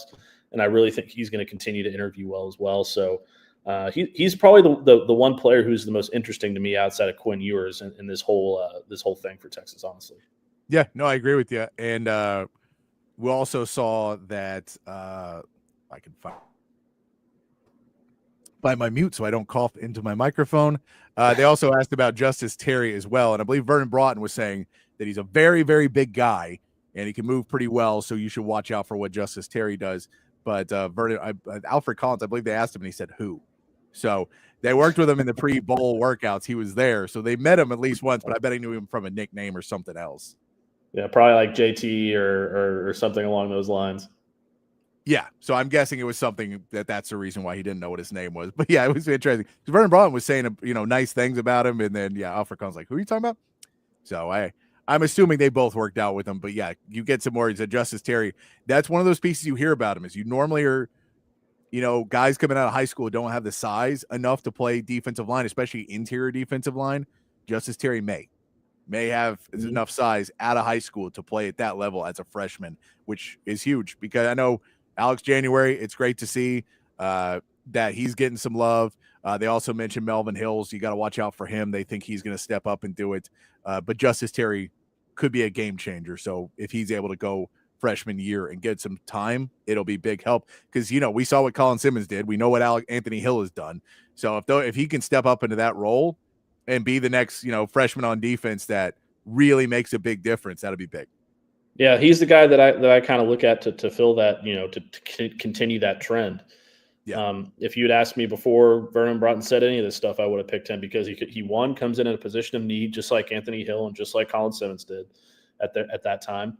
And he's a 5-star, top of the line talent that can go up against anybody. And he's from a very fertile, talented recruiting ground in Georgia. So I would be very surprised if he doesn't make an impact next year. I love how they mentioned Alex January, and I love how they mentioned Colton Vasek because we talked about that earlier this week, or maybe it was the end of last week, about the players who we expect to that need to take a next step for Texas to be successful on defense. And he's right there. He's a big body. He's very powerful. Can move people. He can fill up holes. So you like to hear that his graduating teammates are sort of gassing him up. Now, let's be fair. There aren't a lot of returning defensive linemen for them to talk about. But that said, you still love to hear it. Oh, yeah. And again, I bet there will be at least somebody that comes in the transfer portal in the next portal that, you get another big guy like how they got Lole and Bill Norton to help you fill out that D-line. I bet you'll see something like that. But, I don't think they focused a ton on the transfer portal, the first one, because they were in a playoff and recruiting and doing everything else. And maybe they didn't have the full ability to go in and actively go as hard as they wanted in the first one. There'll be another. They'll be fine. They'll probably add a couple more players in that now that they know what they have. And once you get through spring training, you know a little bit more of what you are going to have. Yeah, and they did get 3 defensive tackles in the transfer portal. So, I mean, they did some work there. I would be very surprised if they don't try to add something else, like you're saying, because there is a lot of attrition at that position, and they really need to fill that out. Let me go into some stories, though, that have been popping up because all the coaches, all the GMs, everybody in important decision-making in the NFL is right now at Indianapolis for the Combine. So lots of news is coming out of there and a lot of stories. This is really the beginning of the NFL offseason of things really starting to move where you start to hear what the guys have been working on we're getting ready to come to the Combine. All that starts to come out now. So a couple notes that I found. One, that are just interesting things that Chris Ballard, the GM of the Colts, is saying that the Colts want to bring in another quarterback to compete with Anthony Richardson. And this means that either they're going to sign somebody they feel can legitimately start for this team, so a little bit more than Joe Flacco. It was Brian Lasher. Joe Flacco's done well, but he's not a consistent, he's not competing for the job as much as a guy that you can put in there when you need to sit Anthony Richardson. They could draft somebody too. They're saying they're very open to drafting a quarterback or getting somebody in. This is an interesting piece for the quarterbacks who are out there. That if you were a second, third round quarterback, would you want to go to Indy and maybe be behind a guy that they've already decided is supposed to be the future, and you're basically brought in as a ploy to make him work harder? And if he works harder, you get dropped back down. And it feels like a weird place for a quarterback to say, you're in a competition, we want you to lose. Now, if you win, that's great, but technically we'd rather you lose because we already want this guy. We picked him we want to seem smart that we picked him. So if you could just progress him and make him work harder, that's what we really need, because he didn't have the work ethic in the first couple of years. I think that you could look at this one of two ways if you're a player. And I agree with you that on the surface, it's not a great situation to walk into. Like if it was me personally, I would be like, no, draft me because you want me to start. Yeah. But I think you can look at this at one of two ways. If you are drafted by them and you go in there, you can say, hey, I beat this guy out for the job because they think that he's not what they want. And, maybe they're not saying that out loud, but the fact that they're making this a competition means that I have a real opportunity to prove myself and I can go in there and steal this job. Or the other thing is if you're a free agent, you're like, man, I really have an opportunity here as well. Yeah. Because if they go out and they sign, Russell Wilson or Justin Fields or Sam Darnold, like something, then those guys have an opportunity to resurrect their career. And maybe if you're the Colts, Russell Wilson is kind of the guy that you're looking at in this situation because he's a veteran. He probably doesn't have a lot of years left. Anthony Richardson, obviously he's a much bigger, more athletic guy than Russell Wilson, but they have sort of a similar type play style where they can move around the pocket and they can do those kinds of different things. So maybe he's a guy you want to bring in and put Anthony Richardson behind him for a year and say, hey, man, soak this up. Learn from this guy. He's not the same player he used to be, but he's the same guy up here. So learn from him. And I think that Russell Wilson is the kind of guy that would sort of embrace that role as well. So it's if I'm Quinn Ewers, I don't want to go there. If I'm Jackson Dart or Shedeur Sanders or Cam Ward, I know those guys aren't going to be there when they pick probably, but if I'm one of those guys, I don't want to go there. But if I'm a guy who has a lot to prove and who's very competitive, I'm fine with it because I embrace that. We'll just kind of have to see how they approach it, but I do not think Anthony Richardson's it. No, I don't. But the reason I bring this up too is I think Quinn Ewers is such the antithesis of Anthony Richardson that it feels like there's a reason. If you go, we want to make a competition, that's a type of player. So maybe not him exactly, but that type of player that you say he's a pocket quarterback. He is somebody that is going to sit and work his butt off. He's tough. He's never going to check himself out of a game in a third down position, which is still crazy that he didn't realize he wasn't supposed to do that. Like still a mind-boggling thing of like, how do you not know that starting quarterbacks don't check out of games, especially on third downs, but just not in general. You don't do it. You get up and you find a way to not check out. But a lot of the pieces that he has that feel like he's different enough, but has a really good work ethic and is really, is a player who follows directions really well and will do what the coaches want of him. All those pieces, I think that's kind of what you're going to look for. Because if you want a competition, you're not bringing in Jalen Milroe saying, well, there's two guys that like this. I think you want two different sets to see what works better with your team and try and make Richardson have to work at those parts of his game that are his detriments and make himself be a more well-rounded player. That would be my guess. Now, maybe they will go after a Milroe and say, we don't want to change the playbook, so we need two guys that are like the same, and hopefully they'll make each other work harder. But I don't know. That's where I would think of, let's try and get somebody who's a different type of player. Yeah, I think you have to go a little bit different. They've tried the Anthony Richardson experiment. I don't think that it's necessarily an issue with the scheme or the coaching staff or anything like that. He was a risk to begin with for a reason, because he was a project. He was very raw at Florida. He is one of those quarterbacks that has some moments that make you go, wow. And he's also a quarterback that has some moments that makes you go, huh? And I think they just need to get somebody who's consistent, and they need to get somebody who, like you say, is going to study the playbook and follow the rules and make the right plays and make the right checks and do all those different things. So in that scenario, like on the face, Quinn is a fantastic, fit for that out of this draft class. It's just me personally, if I'm Quinn, I don't know that I want to go into a situation where I might be asked to start immediately, because I know that Quinn has some things to work on. Yeah. I don't think he's necessarily ready to start day one. I don't think you do either. So that's the kind of thing that gives me pause for him. But on the face of it, absolutely. From a standpoint of the things that they're kind of looking to check off, Quinn fits it perfectly. Yeah. Now, I will say I don't want them to take another Texas quarterback and then never play him. Prefer they not do that again. We all like Bam Bam Sam, and he's kind of just now in Indy over and over again, and they're not doing anything with him. They like him, I'm sure, and that's why they're keeping him around, but he's just kind of whiling away the years of his career in Indy. Joe K says, yes. Joe K says, where do you think Quinn Ewers winds up? What round? I don't know where he'll wind up, because it's just such a crapshoot, because I think he'll be I I think he'll go second round because I think at some point a couple quarterbacks will go and it'll be like I think right after Jackson Dart goes, there's going to be a little bit of a worry of where do quarterbacks go, and then it's either one more before him, but someone's going to either trade up and go get him, or it just feels like quarterbacks normally don't fall that far. And if you only have 2 in the first round, I think they'll go in the second. But if they take multiple in the first and he's not that, he could fall to round 4 because they may just say, well, everybody had your grade too low, or nobody thinks you're that guy. But I would say second just because quarterbacks go high. I'd probably have him as a round 3 grade. Somebody that would be a round 3 pick, but I just feel that quarterbacks go early, so I put him in the second round. Yeah, I kind of feel like he's going to go, kind of mid-second to late second, possibly early third, depending on when the run of quarterback starts, like you said.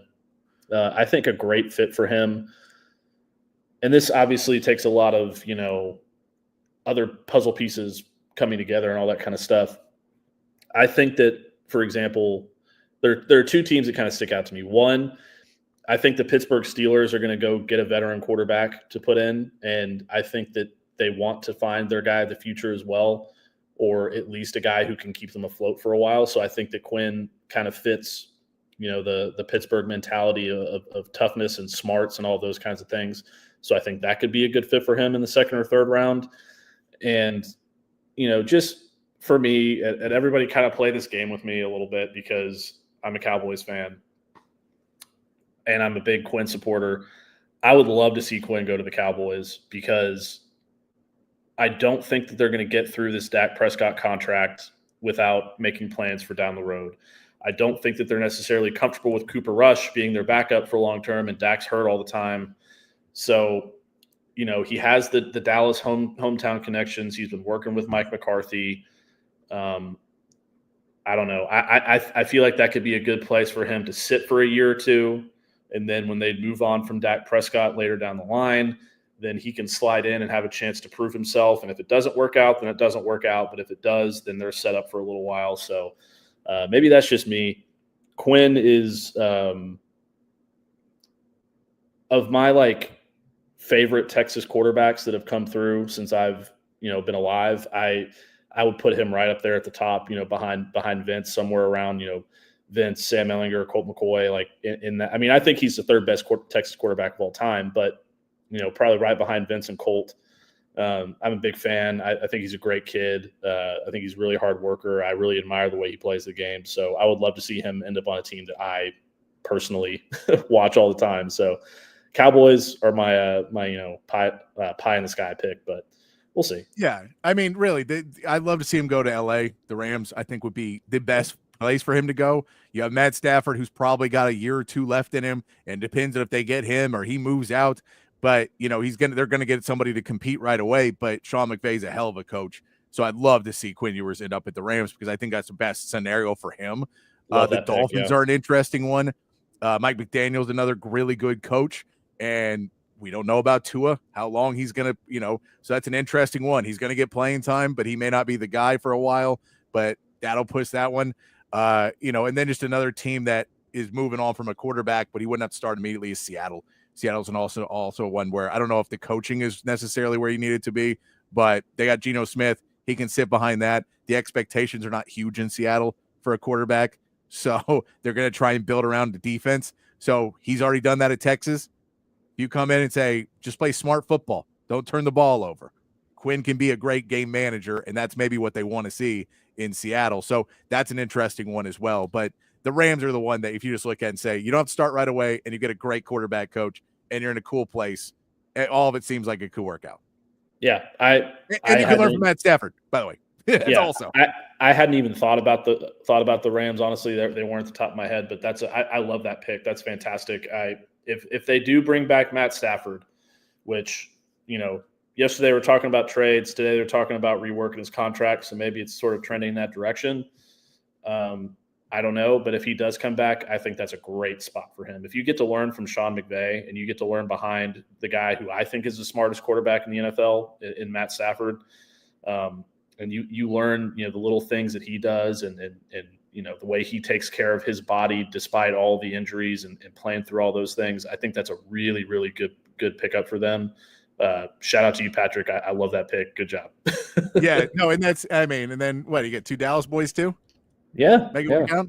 Maybe I have some connections about different places. I that one just is if everything works out perfectly, then he ends up there and it feels great. But that, who knows if they're going to try and take a quarterback before he goes off the board. They may not be in that world. And if they keep Matt Stafford, they're probably not, because they're going to pay him a bunch of money. So there's different worlds in that. But yeah, that's the one that I just like the best, Joe. If that answers your question. And I agree with you too. Hope he lands somewhere where they develop him. You don't want to end up where you kind of get stuck. Yeah, the Vince Young one is the traditional. Everybody hates Jeff Fisher for this. and then for Bam Bam Sam, he kind of got screwed too, that he's stuck in Indy. He's been working on himself, but he can't get through there. And Colt McCoy it's the Browns, man. It's the Browns. Anyone goes to the Browns gets screwed. Yeah, and I also heard Colt in an interview a few months ago talk about how he was just never the same after that injury against Alabama. Yeah. It stayed with him through his whole career. So I think that he was just kind of dealing with that. And he made a great NFL career for himself. But watching those Browns games when he first went up, and the amount of times you would watch him snap the ball, and before he finishes his drop, he's running. Mm-hmm. Like the Days didn't block guys, and he would snap the ball. He'd be stepping back and then crap run. You're like, dude, how do you expect anyone to succeed if this is how bad your O-line is playing and you're just not doing anything? I'm gonna just ask the football gods, please, for the love of everything football, do not send Quinn Ewers to Cleveland and do not send Quinn Ewers to the New York Jets. Yeah, I'll you know what? And P.S. also Arch. I know it's still in a bit, but also Arch. Oh yeah, we'll worry about that down the line. But please don't do that to Arch either. I beg you. Let's finally give a Texas quarterback a chance to shine in the NFL with a good place and a good coaching staff. We just need to hire Will Smith to whenever Cleveland brings up a Texas player's name to slap the GM of the Browns and be like, take Texas football name out of your mouth. Don't even bring it up. Please. Draft from other schools. Have fun. Don't ruin our players anymore. Let's go over another story. The Bengals came out and said that they expect to make Jamar Chase the highest paid non-quarterback in the NFL. It's an interesting statement to put out there. This feels like kind of Jerry Jones semantical statements, which is we're going to make him. We're not guaranteeing the money. There's no signing bonus, but we will give him $200 billion of non-guaranteed. It's all back-ended, so we'll never pay it. And there's no signing, so he doesn't get money up front. But we'll give him all the money in the world. Why would he not sign? We're the good guys. And that's kind of what Jerry Jones has done multiple times. We're offering more money, but is it guaranteed money? And is there a signing bonus? That's what players want, and that's what other teams are offering. But this, not only for that, going back to Jerry, sign Micah first. Because Micah's going to be possibly the highest paid non-quarterback in the NFL. And if you're going to pay him that kind of money, you'd like to do it before Jamar resets that market. I feel bad for Micah because he's at a place where they're just going to draw this thing out. And I think he did himself a disservice when he went to them and said, or at least publicly said, I don't need to make $40 million a year. I don't need to make it, I want to make a team-friendly deal to an extent that's going to help us sign players. I love that out of him as a fan, but if I was his agent, I would be like, man, shut up.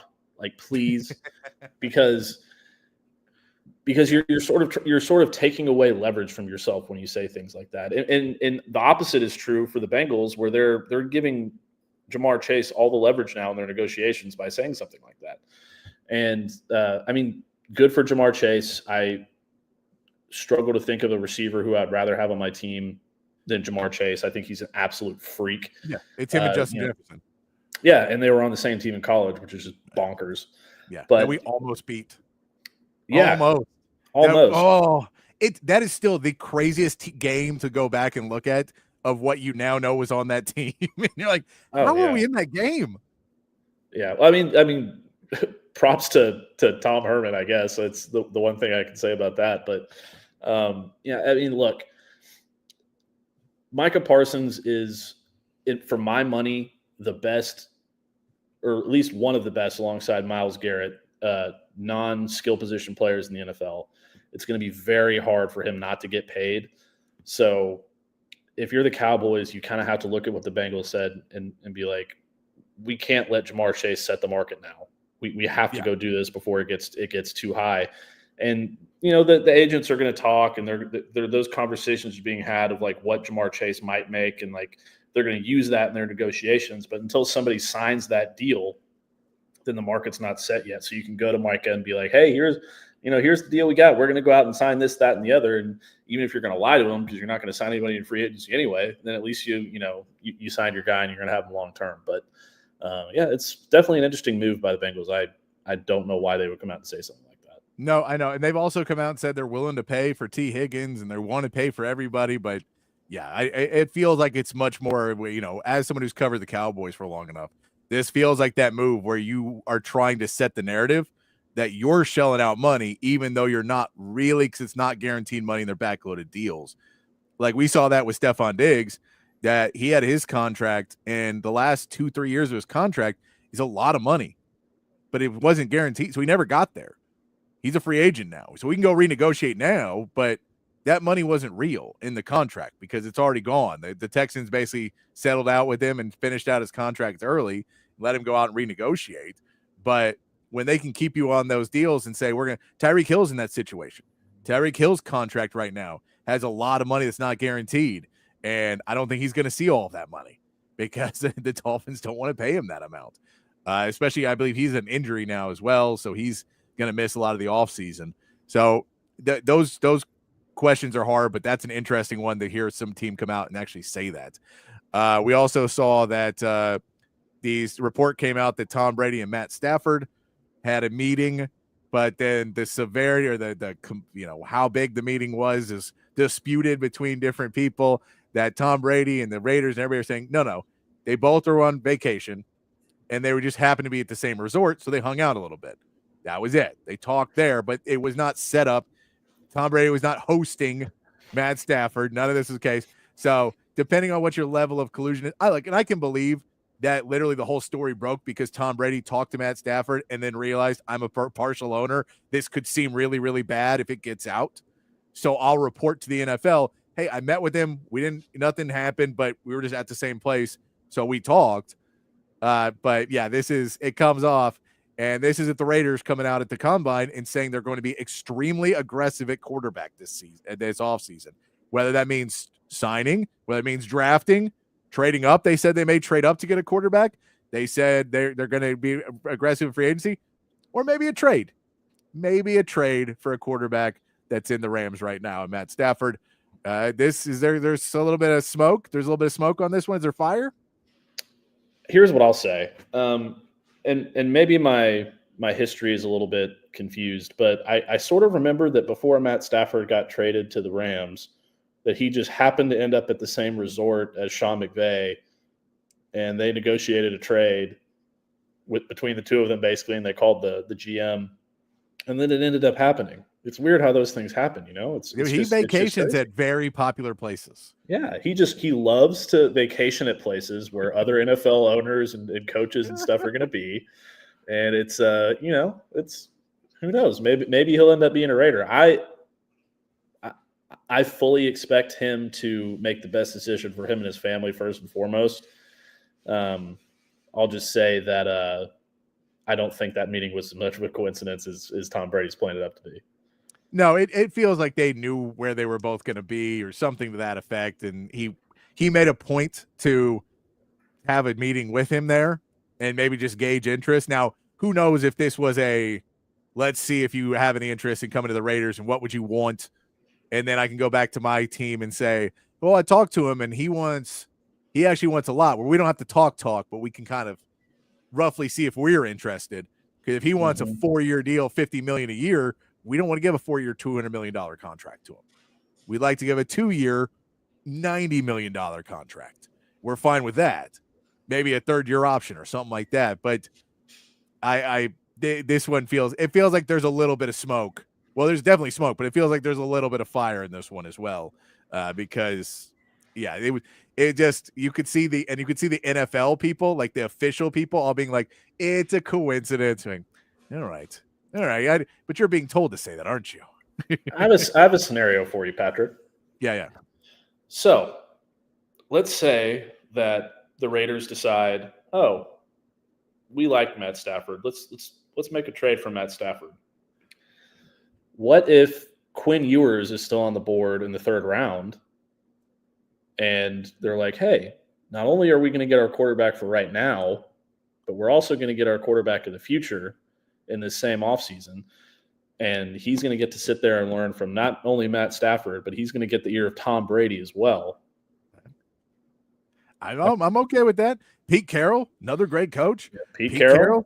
Hey, friend of Sark's. Former one of Sark's mentors. Yep. Maybe has a little inside intel on Quinn Ewers. So I like it. I like it. I like that idea too. I like bringing in, drafted, being aggressive at quarterback is what they said they're going to be. And maybe you say we need to be prepared for post Matt Stafford too, because we've been behind the line so many times. We've been behind what we need to be too many times. I'm with you. I like that. But yeah, the Stafford Quinn stack. I'm a fan of wherever it is. I'm a fan of the Stafford Quinn stack. It feels about right. If like a year, 2 years, maybe the next year, if Stafford gets hurt and misses a couple games, Quinn plays a little bit, gets a little time, but has a little bit more time to be grown and developed. And then when he comes in, he's ready to go, rip roaring ready, and can make a difference in the NFL. I like it. I like that. I'm a fan of that one. Let me throw you another one out there. A couple people just to get your opinion on this one as a Cowboys guy. That we've got word from both Dan Quinn and Pete Carroll giving glowing reviews of Brian Schottenheimer. And both those guys were asked about it. Both have coached with him before. And they have both said that this is a great hire. And Brian Schottenheimer is 100% ready to be a head coach. And he is going to be amazing. Are you buying this, or is this just friendly talk? I think this is mostly friendly talk. I don't think that they're going to be asked about that.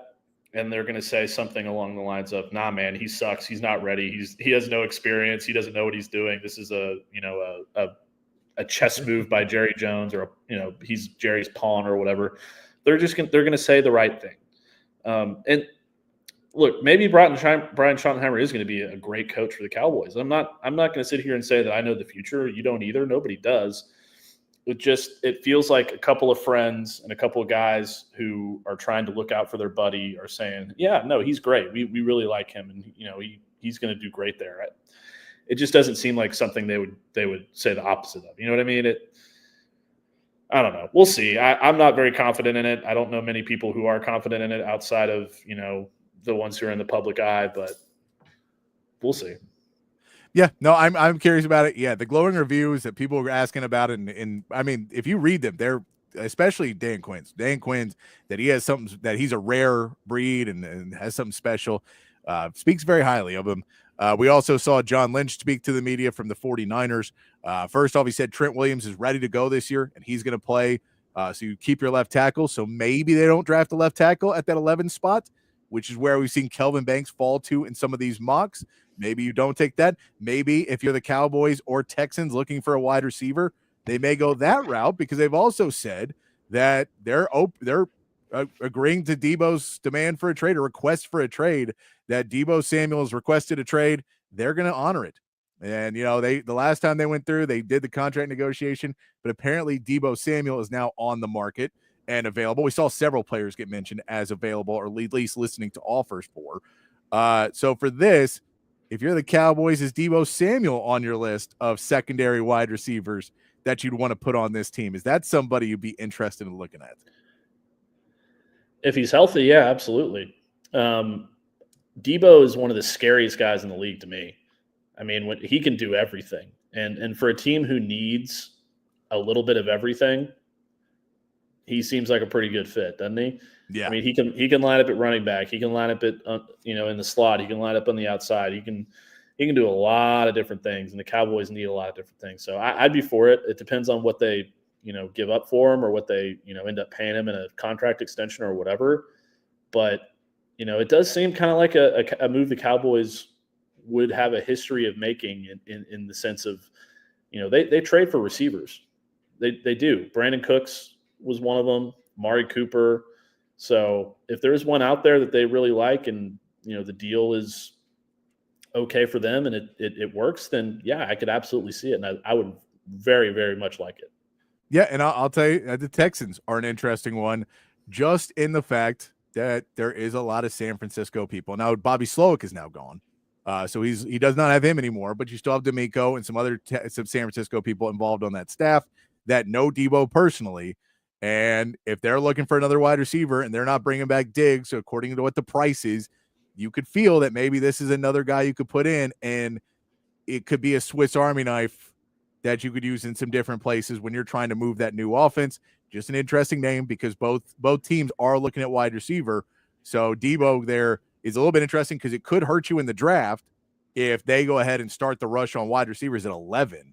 Then that pushes up pretty quick, and the Texans are probably not going to get any top name. They'll probably get the third or fourth wide receiver in the draft that they end up picking that late if they're already staying at 25.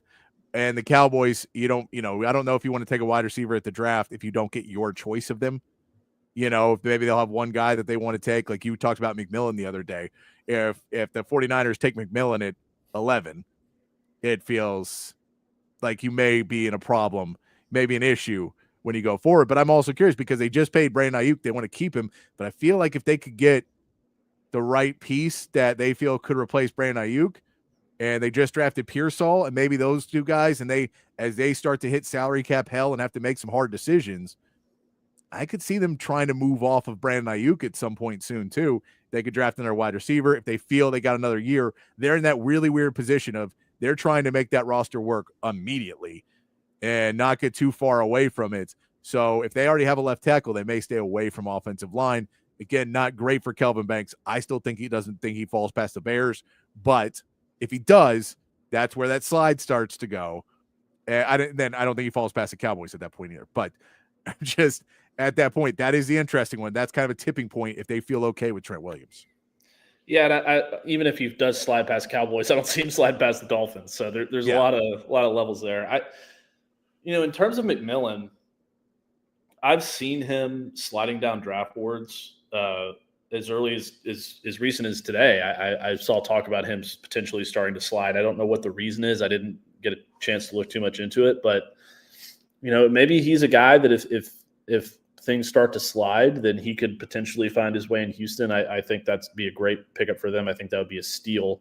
But for the 49ers, I don't know, man. I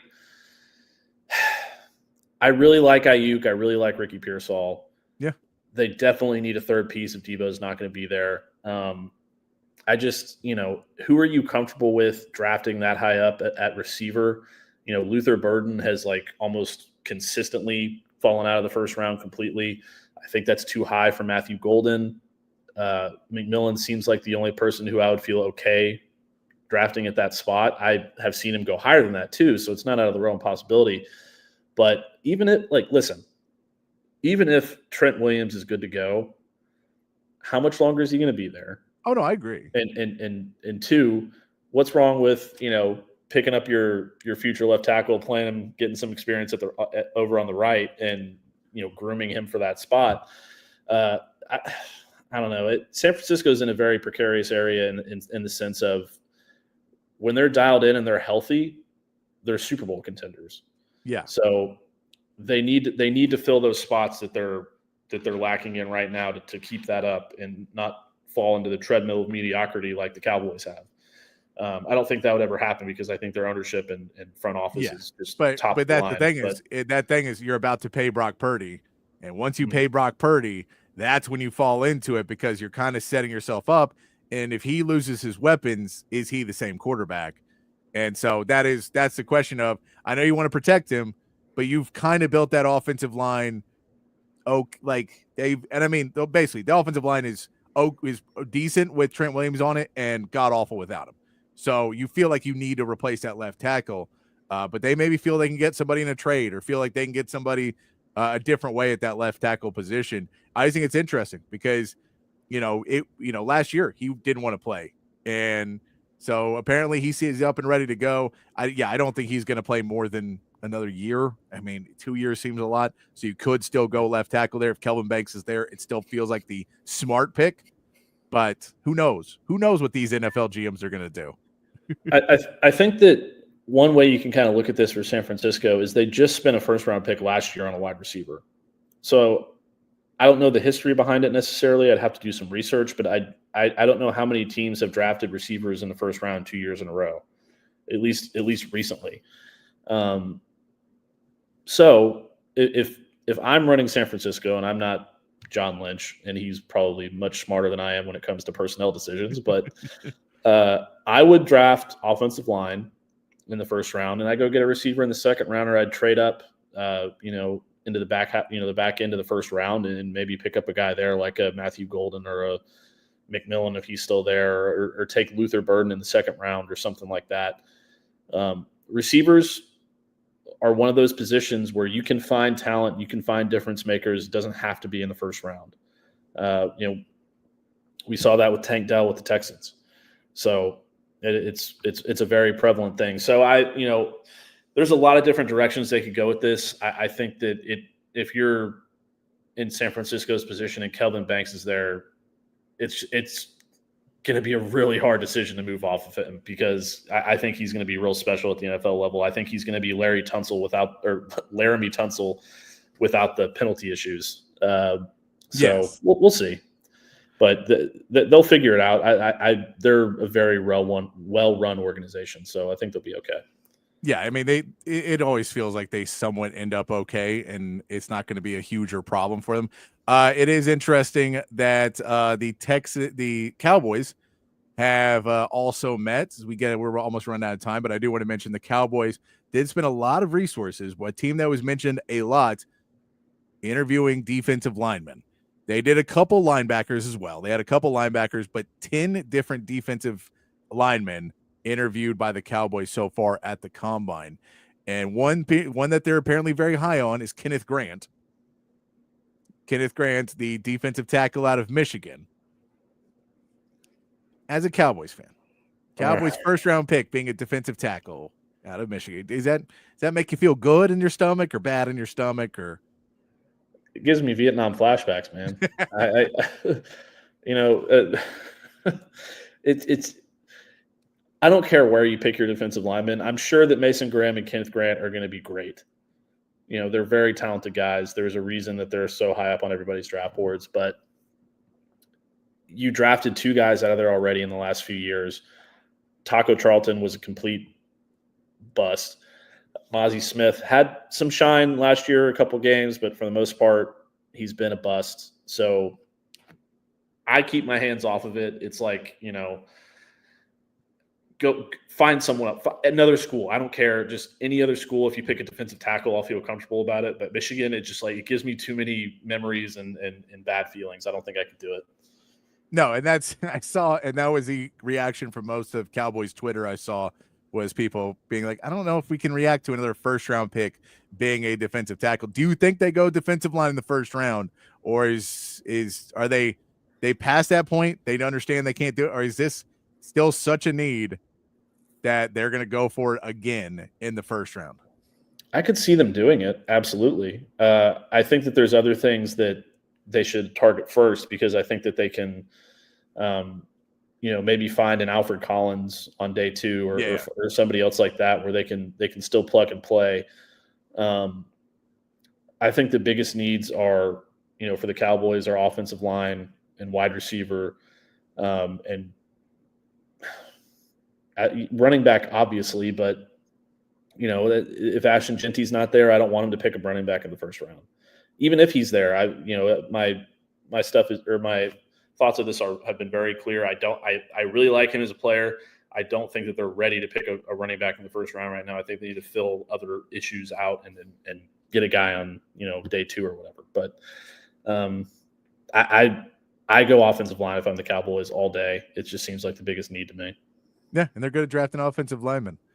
That's one thing they're good at. One thing they're good at is drafting offensive linemen, and well, at least early. Maybe sometimes they'll miss it later, but early they're pretty good at it. Matt, you're gonna be off for a couple days now, getting some tonsil surgery and getting fixed up and feeling better. So we appreciate you. Anything else you're looking forward to, or you got any plans over the weekend while you're kind of out of commission? No, I mean, my girlfriend's coming to take care of me, so I'll be in pretty good hands. I will probably not be very conscious for most of this, but no, I'm gonna miss Friday's show, and I'm bummed about that. I'm gonna miss probably a couple days next week, but I'll be looking forward to getting back on it. I really enjoy doing this show, and tonight I'll probably be watching CDC's town hall. Yeah, we'll get CDC's town hall for the show tomorrow. Texas basketball for the show tomorrow. I believe Casey Studdard will be on with me tomorrow as well, enjoying it. But we appreciate you, Matt. We'll get you back when you're rested up and feeling good. We'll get you back on with us for more Open Gym. Of course, to everybody who joined us in the chat and on the text, we appreciate you guys as well. Let's go for Texas tonight. Hook 'em horns against Arkansas, and hopefully we'll piss off a bunch of fans in Arkansas. Always a fun thing to do on a Wednesday night. Why not piss off some fans in Arkansas on a Wednesday night? But we'll be watching that. We'll be talking about it tomorrow, especially the CDC town hall. That'll be here in about 30 minutes on the Longhorn Network if you want to check that out.